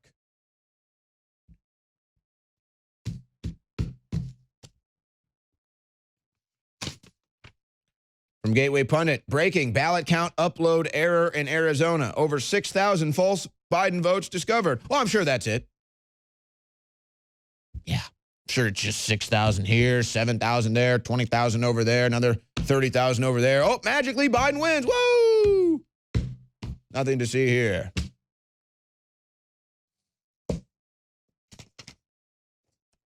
New York Police Department union tells New York subway riders, you're on your own due to anti-cop policies. It's from the National File. New York Mayor Bill de Blasio has made no secret of his disdain not only for law and order, but the New York Police Department and law enforcement in general. This snub of New York City's finest is resulting in city residents being hunted by criminals in the New York subway system. And, you know, this is the joke of it. Shouldn't be the average subway riders who suffer because of these policies. The message shouldn't be to subway riders, you're on your own. The message should be to Antifa and Black Lives Matter, you're on your own. Guess what? They'd never come out again. They'd never come out again. The only reason why Black Lives Matter and Antifa goes out in the streets and engage in criminal activity is because they know that the police have been told to stand down and protect them. But let me tell you, if they found out the police weren't going to protect them anymore, you wouldn't see BLM or Antifa ever again. So apparently in New Mexico, I'm just getting this story now. The crew is printing it. The New Mexico governor has just shut down grocery stores for 2 weeks. Oh my gosh. Oh my gosh. A dozen grocery stores around the state have been forced to close for 2 weeks because of a public health order issued by Governor Michelle Lujan Grisham at a time when the state's residents are suffering from record high unemployment and food insecurity. The order requires businesses with 4 or more rapid responses of COVID-19 cases reported within a 14-day period to close for 2 weeks. Oh, my gosh. If this goes nationwide, it's over, folks. Game over. Every store will be closed forever. Especially the way they test everyone, amplify the tests, have false positive tests. Of course, you're going to have a store that has 4 people that come in that have COVID over a 2-week period. Everyone's got COVID. Or everyone could test positive for COVID. The test results are fake. This is unbelievable, man. They're going for broke. And, you know, I said this the other day, but my biggest fear is in the arrogance right now of Bill Gates, of Fauci, of Cuomo, of de Blasio, of Newsom, of Whitmer, of Biden. How can they be so confident when they've been caught by billions of people worldwide in total criminal behavior? Total criminal activity, total treason, total crimes against humanity, total crimes against the international community. I mean, they're all dead to rights legally. How are they so bold? How are they so confident? How are they so arrogant? If I didn't know any better, I'd think that they had something up their sleeve, and something real bad, folks. I mean, real bad. And of course, we know that they've been preparing for that. This is just wild. So now I don't know who Governor Michelle Lujan Grisham is. I'd bet my entire reproductive system it's a Democrat. And I mean, I just said it on air. I hope I don't lose it all right here. That'd be the last you hear from me, folks. I'm going to do the Democrat way. I'm going to tie an anvil to my ankle, and I'm going to hop off a boat in the middle of the Pacific Ocean.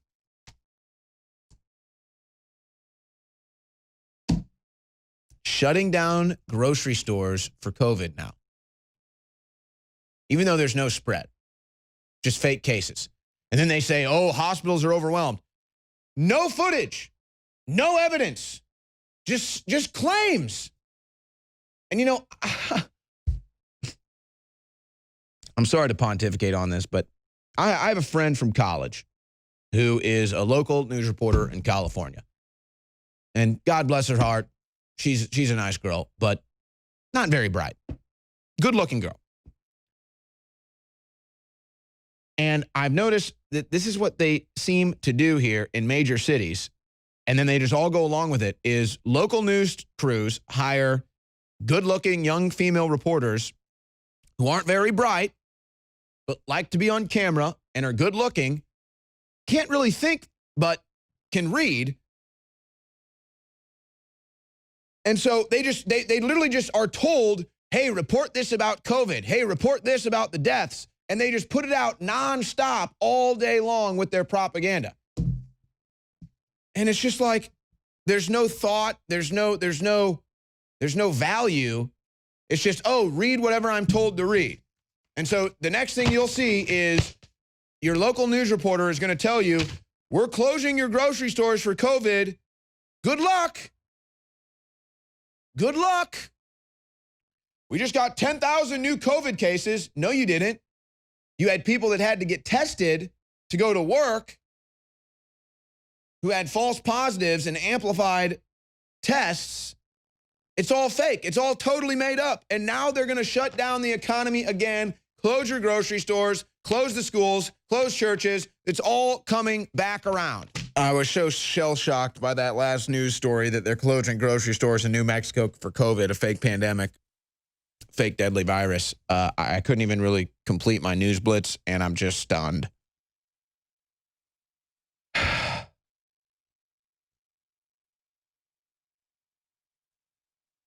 But as the theme of yesterday's show goes, Americans are just fighting mad, man. I mean, you don't go into a lion's den and try to shave the hair off the lion.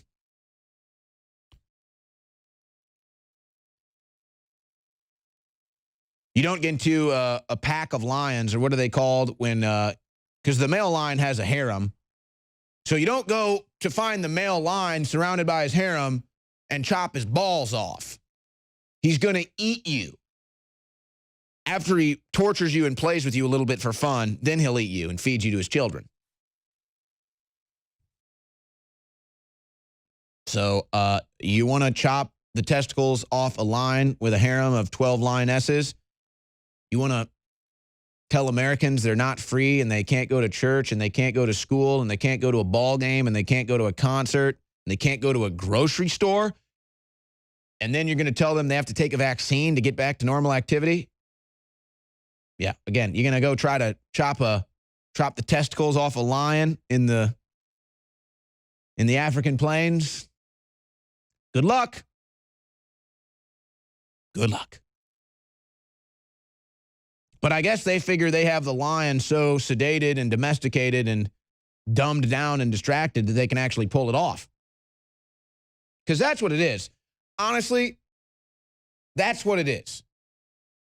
Humans, we are domesticated. We are slaves. And 2020 has been the year to prove it. And so we can either decide to fight like lions and to fight like wild animals, or continue to be domesticated slaves built into a prison of lies and control with COVID as the latest excuse. So are we domesticated animals like sheep, like cattle? Or are we alive? Are we wild humans? Are we free? The battle is on, ladies and gentlemen, and the globalists and the deep state are going for broke, and they think you're a domesticated house cat that lives in a cage and not a lion that roars and roams freely in the grasslands. So what are we, folks? Are we domesticated house pets of the New World Order? Or are we kings of the jungle? I don't know about you, but my fate is sealed. Good God. Oh, God. Okay. You guys are going to do me like that, huh? Yeah, well, that's it. Either you're that, a lion, or you're whatever the hell that is. A furry in a rickshaw. A furry pretending to be a horse. I don't want to be domesticated. I don't want to be a New World Order house pet. I don't want to be branded like cattle. I want to live free. So do hundreds of millions of Americans and billions of humans worldwide, and we just have to first accept we've been domesticated, accept we've been enslaved, recognize it, reject it, rebuke it, fight it, and free ourselves from it.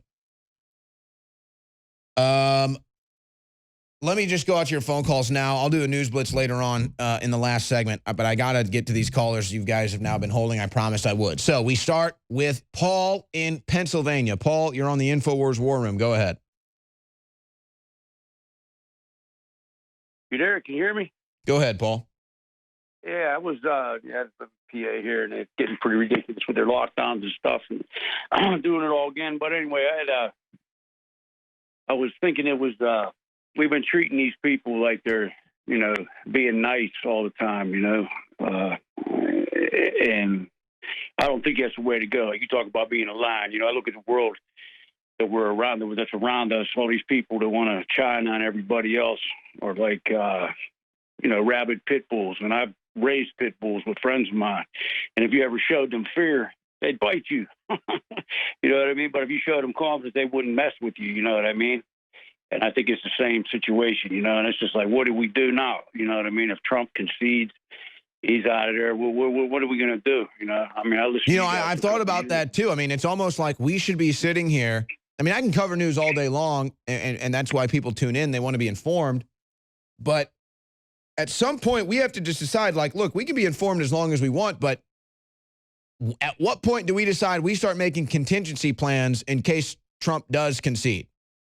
I mean, what do those plans look like? That's exactly what I think about. Because here's the thing, I'm a believer in God's plan. So but there's a comfort in that, but there's kind of almost a laziness in that where I'm not planning for that because I believe God will deliver, but I understand that the globalists are planning for that. So they have all their contingency plans.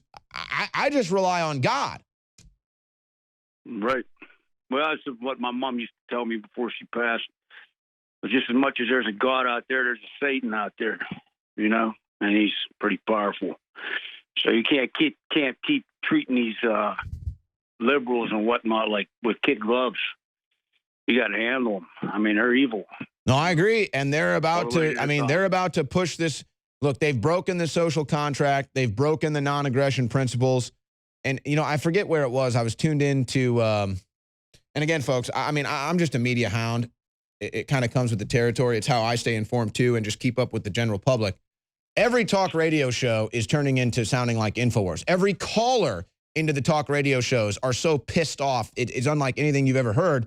And, I mean, but that's the thing is we understand that it's kind of, you know what it was? It was actually from Doogie Howser. That's what it was. It wasn't from media. It was the last thing we want to do is fight. That's the last thing we want to do. We want to exhaust every other avenue to try to work out an issue. We want to exhaust every other possible thing to do before we get to a fight. That's our last measure. And so that's where we're at. We're exhausting every other thing. We don't want to fight with you people. We don't want a civil war. We don't want to see this. We don't want to unleash the Kraken that could have been unleashed in Richmond, Virginia this year. We don't want to do that. We don't want a fight. We don't want a bloodbath. We don't want a war.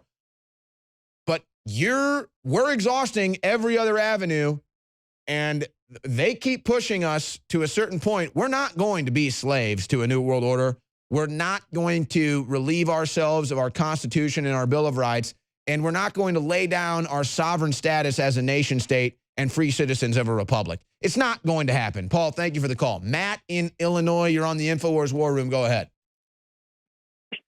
Hey, Owen. So first of all, I want to say being able to tune into InfoWars, Alex Jones, or the War Room It's just really refreshing to get the truth and just to hear you guys. So I want to say thank you very much for that.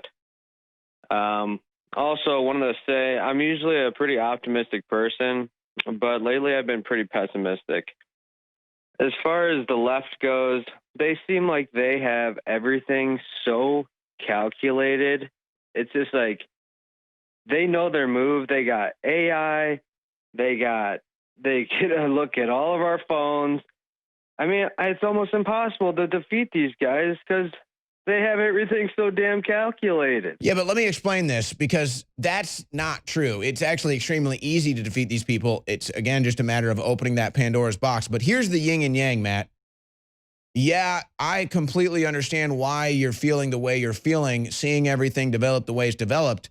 But the real pessimism is not that they're getting away with it, because they're not. They've been caught, and the world is awake to their crimes. The pessimism is the realization that with every day that people don't get locked up, with every day that goes by and there's no justice, that's another day of being closer to having to go to a place that we don't want to go to, having to fight Goliath that we don't want to fight. That's really what the pessimism is. Well, ladies and gentlemen, survey data from a March Pew poll indicates that liberals disproportionately suffer from mental illness.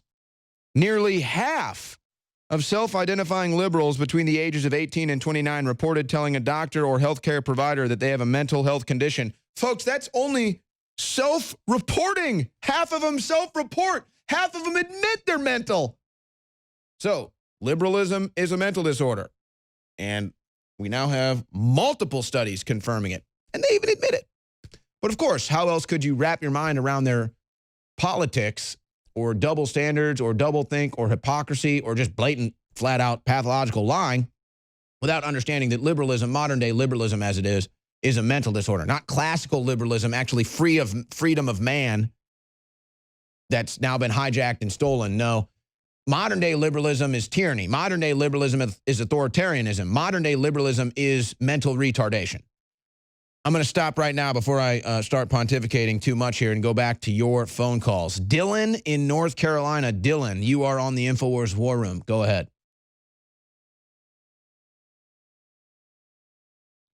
It's all right, Dylan. We'll get you potted up here. Go ahead, Dylan. Yeah, can you hear me? Gotcha. All right, perfect. Sorry if there's some issue there. I'll try to go quick because I know we're busy. Anyways, you remind me of one article. This is from 5 years ago. I'll mention this real quick before going into what I was planning on. But there were actually studies done where disabling parts of the brain with magnets can weaken faith in God and change attitudes to immigrants, study finds. So liberals are literally brain damaged. Anyways, back to what I wanted to bring up. I just thought that was funny and I'd share that. So here's the evidence.com is a great crowdsourced website where it's recording all sorts of different crowdsourced things of voter fraud. You can sort it by state or nationwide. There are sources and everything, so that's pretty great. And then last but not least, you might remember last week there were some stories about skinny Joey Merlino where he might flip on Biden. It was, of course, quickly debunked by everyone. That was the former. Hold on, say that again. That was the former Philadelphia mafia boss, right? Yeah, exactly. The former Philadelphia mafia boss, skinny Joey Merlino. So that was, of course, quickly debunked. But yesterday, actually, the Department of Justice announced that 15 members and associates of the Philadelphia mafia were indicted on federal racketeering and related charges. So they haven't said exactly what that was all about. But I'm curious if that will end up playing into what we had heard last week, which was, of course, quickly debunked. But all of the people arrested did not include the actual skinny Joey Merlino. So it's kind of interesting. Very interesting indeed. And what was that crowdsource site that you mentioned? Yeah, it's literally hereistheevidence.com. So when someone says, like, where is the evidence? You can just say hereistheevidence.com. And just as of right now, there are over 700 entries. I have seen a few in the unverified section where people were putting in spam, like Trump has a small you-know-what. But besides that, there are a ton of great verified sources, and you can go through the unverified ones and see a lot of them are legit as well.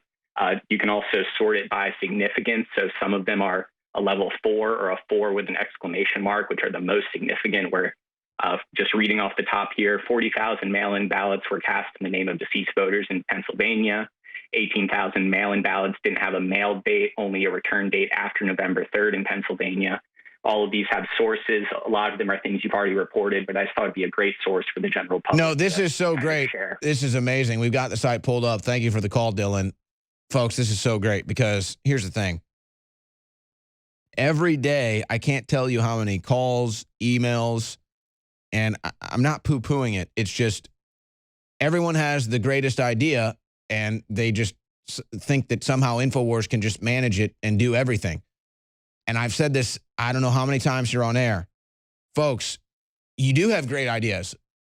We don't even have the crew right now to do the nightly shows like we've been doing for the last 2 months for the election coverage. The crew's burn out, man. So we're already maxed out, folks. This is like coming to a guy for a loan, for $20 million, and he's broke. So somebody came up with this idea to make the website, here's the evidence.com. I've literally had people ask me to do the same thing. I've just said, look, we're maxed out, man. I don't know what you want us to do. People do it themselves. They create it. They become the source. They become the fighters. They become the heroes. So whoever did this, great site. Here's the evidence.com. We'll plug it. We'll promote it. Absolutely. That's how it's done. People have to take action, folks. It's the same thing. You can't rely on Trump to do everything. You can't rely on InfoWars to do everything. Sometimes you got to rely on yourself. And quite frankly, 100% of the time you have to rely on yourself. Let's go to Kyle in Nebraska. Kyle, you're on the InfoWars War Room. Go ahead. Owen, it's Kyle. I talked to you a few weeks ago about, I think you termed it the Freaky Lab. Remember that? The Freaky Lab? Yeah, it was something about, I was talking about how they wanted a psych test and the urine test and all that just to work at a lab. Oh, right. Okay. If you kind of remember. But anyway, basically I want to call out the wannabe survivalists out there. If you call yourself a survivalist and you don't have an Alexa Pure gravity-fed water filter, you cannot call yourself a survivalist. I'm just going to say that. It helped me tremendously. I mean, I was going into Walmart or different stores, plugging around 1-gallon jugs of that reverse osmosis crap. No minerals in there, no nothing. I get this Alexa Pure, 100% changed my life. In the last, I don't know how many months I've had it, 5, 6. So huge plug on that. I mean, it's just, there's nothing like it out there, man. And I just want to say that first. Second, have you seen the schizophrenia commercial on TV yet? I don't believe so, no. Okay, so there's a commercial that just started playing recently. I'm sure people will comment on it. And it's like, do you have schizophrenia? And it's like pushing pharma drugs. And it's like, when in the history of this country have they pushed a schizophrenia drug on TV? I think it's, when you're like watching Tucker or something, and it's playing during those times. And it's just so crazy. Like, you look at what percentage of the population is schizophrenic, right? Why would you go and push that? Just think of that.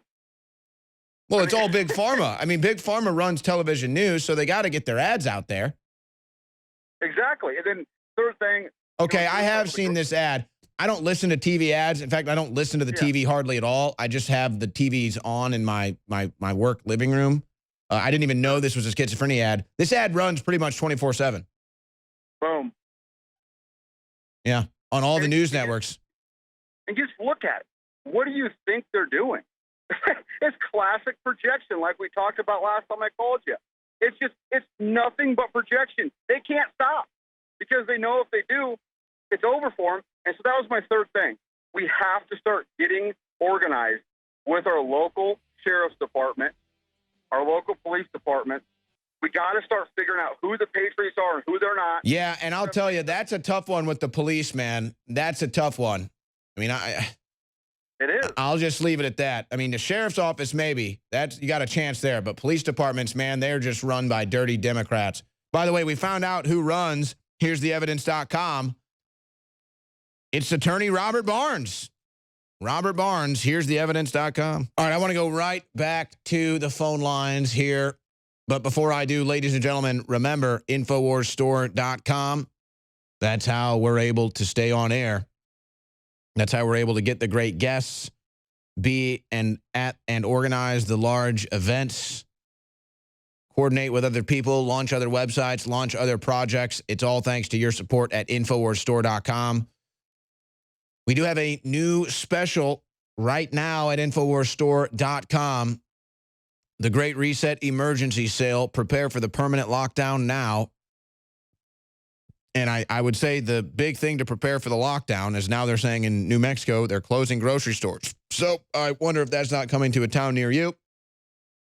So prepare for the permanent lockdown by getting emergency food supplies right now at InfoWarsStore.com. And with the free shipping as part of this sale, heavier items, expensive to ship, we're going to cover those shipping costs. So I would suggest, if you don't have emergency food yet, you know, we had the caller call in, if you don't have the water filters from InfoWarsStore.com yet, what are you doing?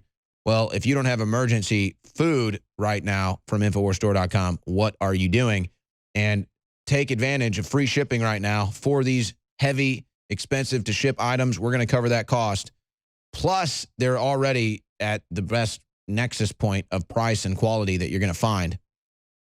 It's the emergency food supplies at InfoWarsStore.com. So you see it, closing grocery stores because of COVID. Don't be caught without food, folks. Get to InfoWarsStore.com, take advantage of free shipping, and get yourself emergency food supplies today at InfoWarsStore.com.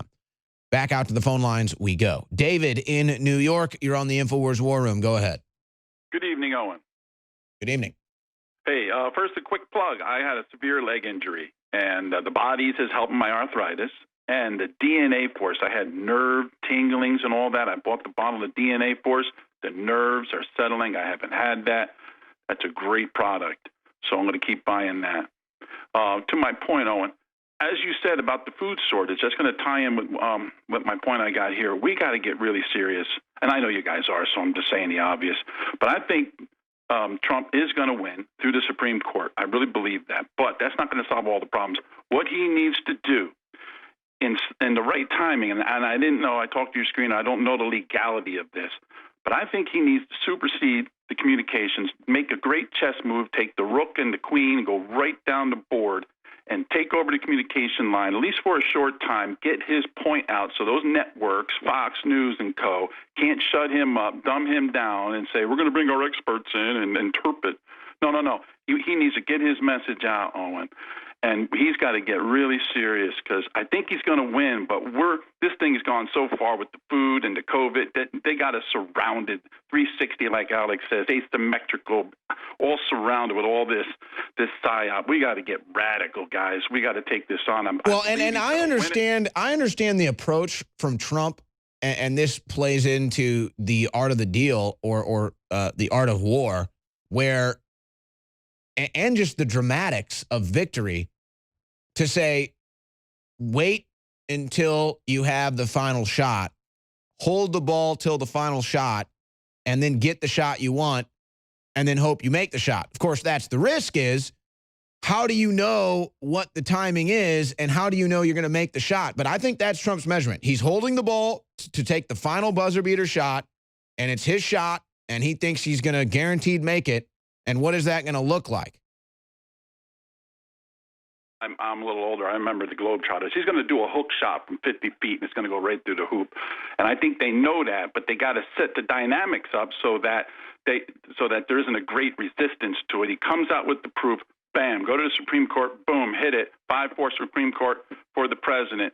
And in that midst of that, he's got to get the communication out so the populace doesn't get lied to by the lying media. Get the truth out simultaneously. You know, and that's an issue. That's a whole nother battle in and of itself, because it doesn't matter. Trump can come forward with every bit of evidence. I mean, I'm not trying to be graphic. You could literally have Joe Biden, you know, diddling kids naked in a bed, and we'll just leave it at that. And the left still wouldn't buy it. So my point is that he can come out and release all of it. The left still isn't going to buy it. The media is still not going to report it. So it's almost like we just have to ignore that and just plow forward and just say, justice be done, may the heavens fall, and then see how they respond to the truth, which will be the normal response. a total outlash of violence and rioting and death and murder in the streets. That's what the Democrats do. They're a terrorist hate group.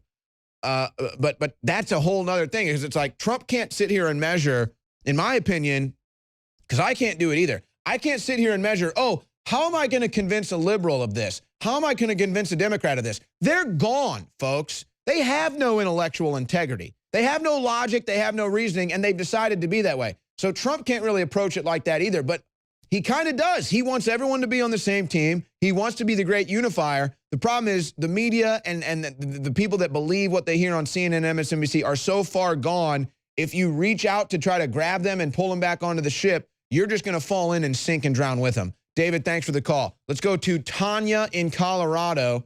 Tanya, you're on the InfoWars War Room. Go ahead. Hey, Owen. Got you guys in my prayers. Love you guys. I'm thinking, I agree with David. I think Trump should take over the, emergency broadcast system and just let people know what's going on. Because no matter what, he's going to, if we let Biden and Kamala get in there, we're in so much trouble immediately that why not try everything you can while he still has power? And, heck, isn't it the Ukraine that wants him extradited to their country? Send him on over. Yeah, I don't know if Ukraine's made any statements about wanting him extradited, but Joe Biden is wanted for crimes. He's considered a Class A felon, essentially, is the ruling. He's a Class A felon in Ukraine. So, yeah, we could expedite Biden for hearings, and he would be arrested. Right, okay. And then you got, he's a known communist agent of China. And so how is he running for president? He's guilty of treason. Yeah, well, the answer to that is we don't have, in my opinion, a Department of Justice, an FBI, or a CIA that wants to do their job. No, unfortunately. We've been taken over, and we've been taken over by commies. So anybody that has any kind of patriotic heart left for this country needs to get ready to fight. My ancestry came from Greece, kind of near the Battle of Thermopylae, and everything in my being is just getting so sick and tired of this. I am ready to go. If Trump just tells all of us, okay, I need your help, if he's surrounded, he just needs to send out the signal to us that he's surrounded. I think there's a lot of Americans that are going to fight for this country. This is the best country on earth, and we are not just going to put up with this. And he needs to do everything he can to stop this from happening. Kamala's not even a U.S. citizen. What the heck is she even running for office for? And he needs to be having fireside chats, getting this information out there, and stop this stupid pandemic hoax. I'm so sick of it. I couldn't even go to my local store. I'm in Colorado, and, of course, our stupid tyrannical governor is locking things down again, and suddenly I get turned away at the door and can't come in without a mask on when I've been coming in for months without a mask on.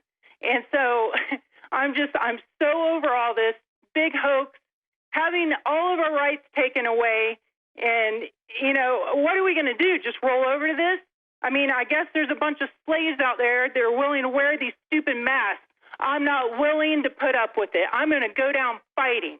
And I know there's a lot of other Americans that feel the same way I do. And we're not going to put up with this. Amen, Tanya. Couldn't have said it better myself. And this energy that you just brought to the show is going viral right now. It's on Rush Limbaugh. It's on Michael Savage. It's on Dan Bongino. It's on C-SPAN when callers call in. It's on Glenn Beck. I mean, it's everywhere now, folks. It's infectious. It's Americans. Many of us are still Americans. Many of us are still Americans. I'll just leave it at that. Some of us are commie scum, but millions of us are still Americans.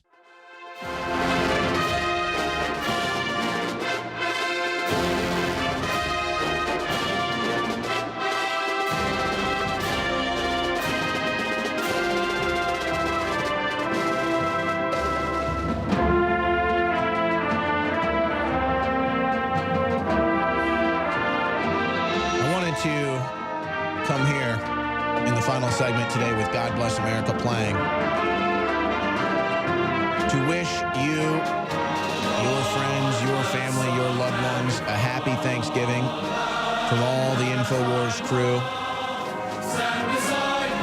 Alex will be live tomorrow The War Room is going to be on rebroadcast, and then, of course, Thursday will be rebroadcast, and then Friday we will be live all day, including the Veterans Call-In Show.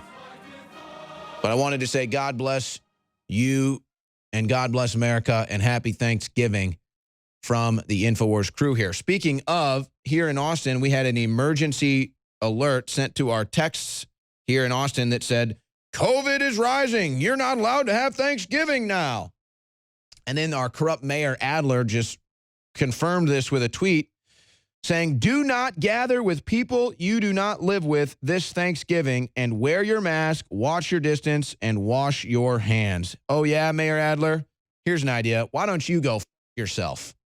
Just an idea. Of course, you probably do that every night in your W hotel room anyway, but that's none of my business. Now, think about how disingenuous, though, the left is. My body, my choice. Except if you want to wear a mask, except if you want to get a vaccine. If you want to kill your kid, which isn't even your body, it's a totally separate body biologically, that's okay.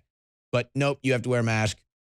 You have to take a vaccine. And by the way, I am having a massive gathering, huge gathering for Thanksgiving. It's going to be so huge. But because I'm a good communist and I listen to communist dictates from Mayor Adler, I've decided I'm canceling Thanksgiving and instead having a BLM rally. I'm going to have a Black Lives Matter rally with hundreds of my friends, and turkey will be served. See, that's how you get around that. So you can't have a gathering for Thanksgiving with your family, but you can go out and riot with Black Lives Matter. That's okay. Again, the disingenuous of the left. Here's another example. They run the COVID cases and the numbers. Oh, it's the worst thing ever. Look at all the deaths. Look at all the people. Look at all the cases. Of course, it's all just an institution of testing and then increasing the numbers. It's all fraudulent.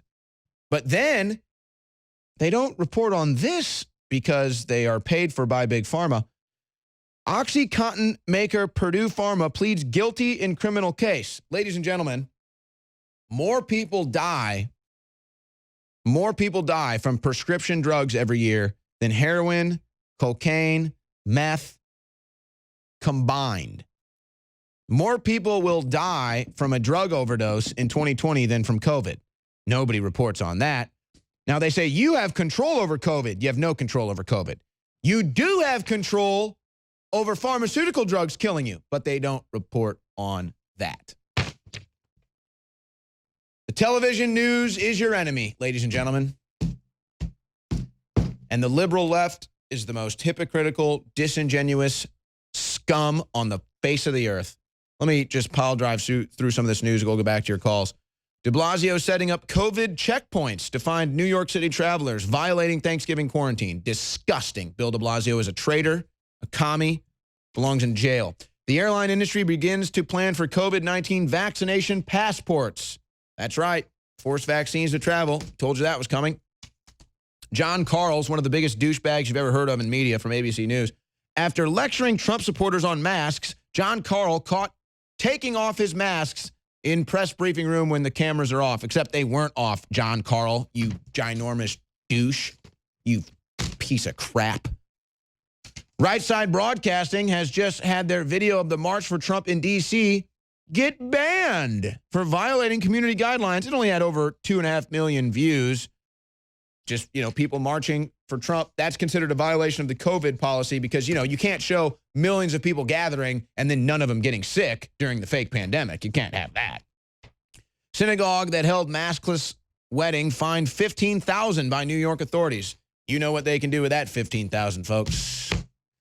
YouTube suspends pro-Trump news network OAN and completely demonetizes channel over COVID-19 cure video. So sad to see that One American News Net is now getting the censorship demonetization treatment. But shout out to OAN. They run Cloud TV, which you can subscribe to. Cloud TV not only streams OAN, but it also streams InfoWars 24/7. Cloud TV, KLOWD. It's an app for Roku or other things, and they do air One American News Network and InfoWars. So that's another way to find us. By the way, the Biden administration that's being set up, full of corrupt individuals.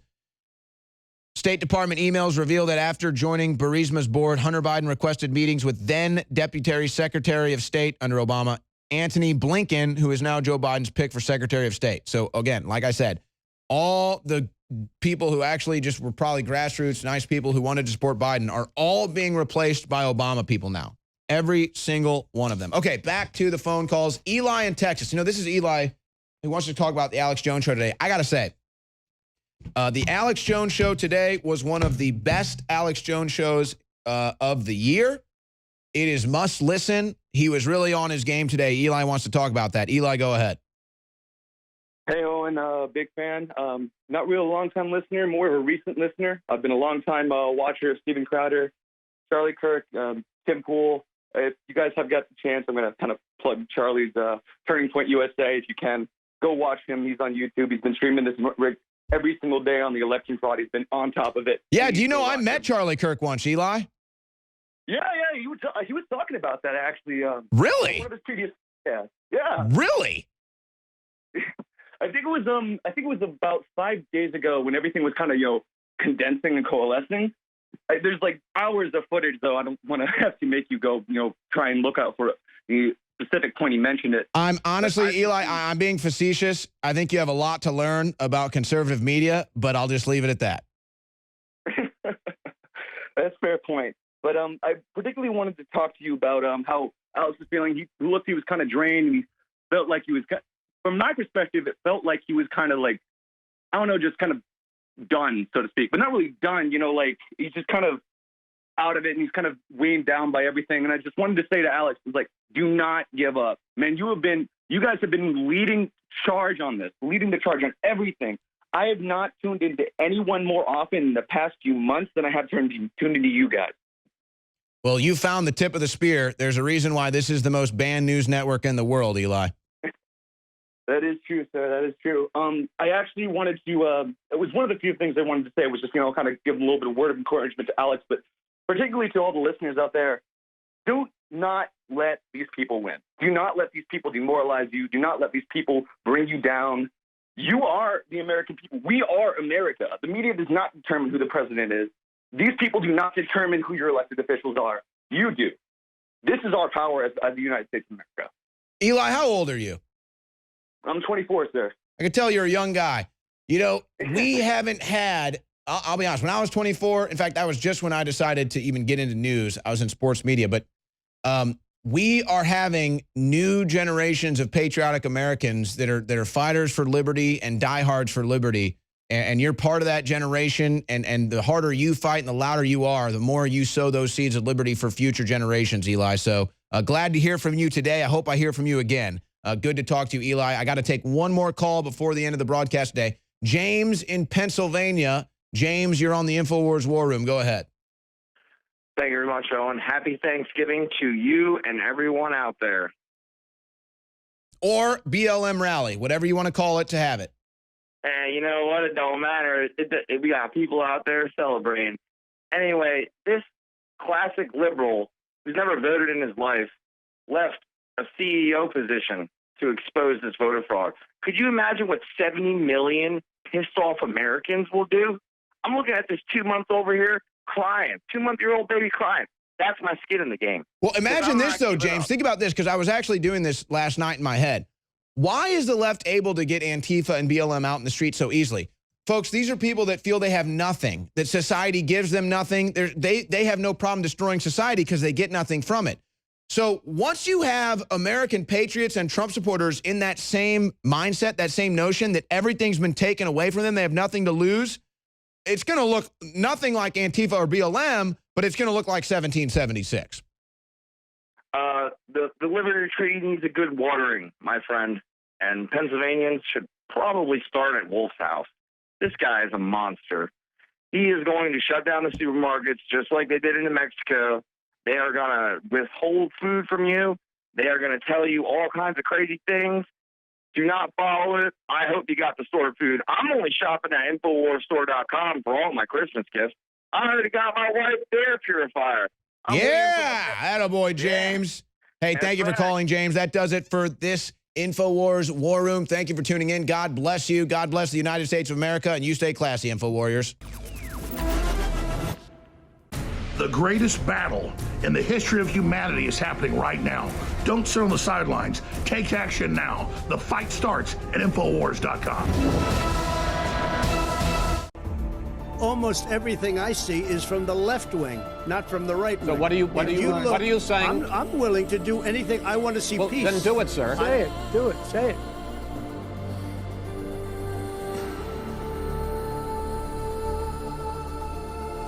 Somebody's got to do something about Antifa and the left, because this is not a right-wing problem. This is a left-wing. This is a left-wing problem. The other animals, they notice this. And they start to move in. The jackals, hyenas, they're barking at him, laughing at him. They nip his toes and eat the food that's in his domain. And they get closer and closer and bolder and bolder. Till one day, that lion gets up and tears the shit out of everybody.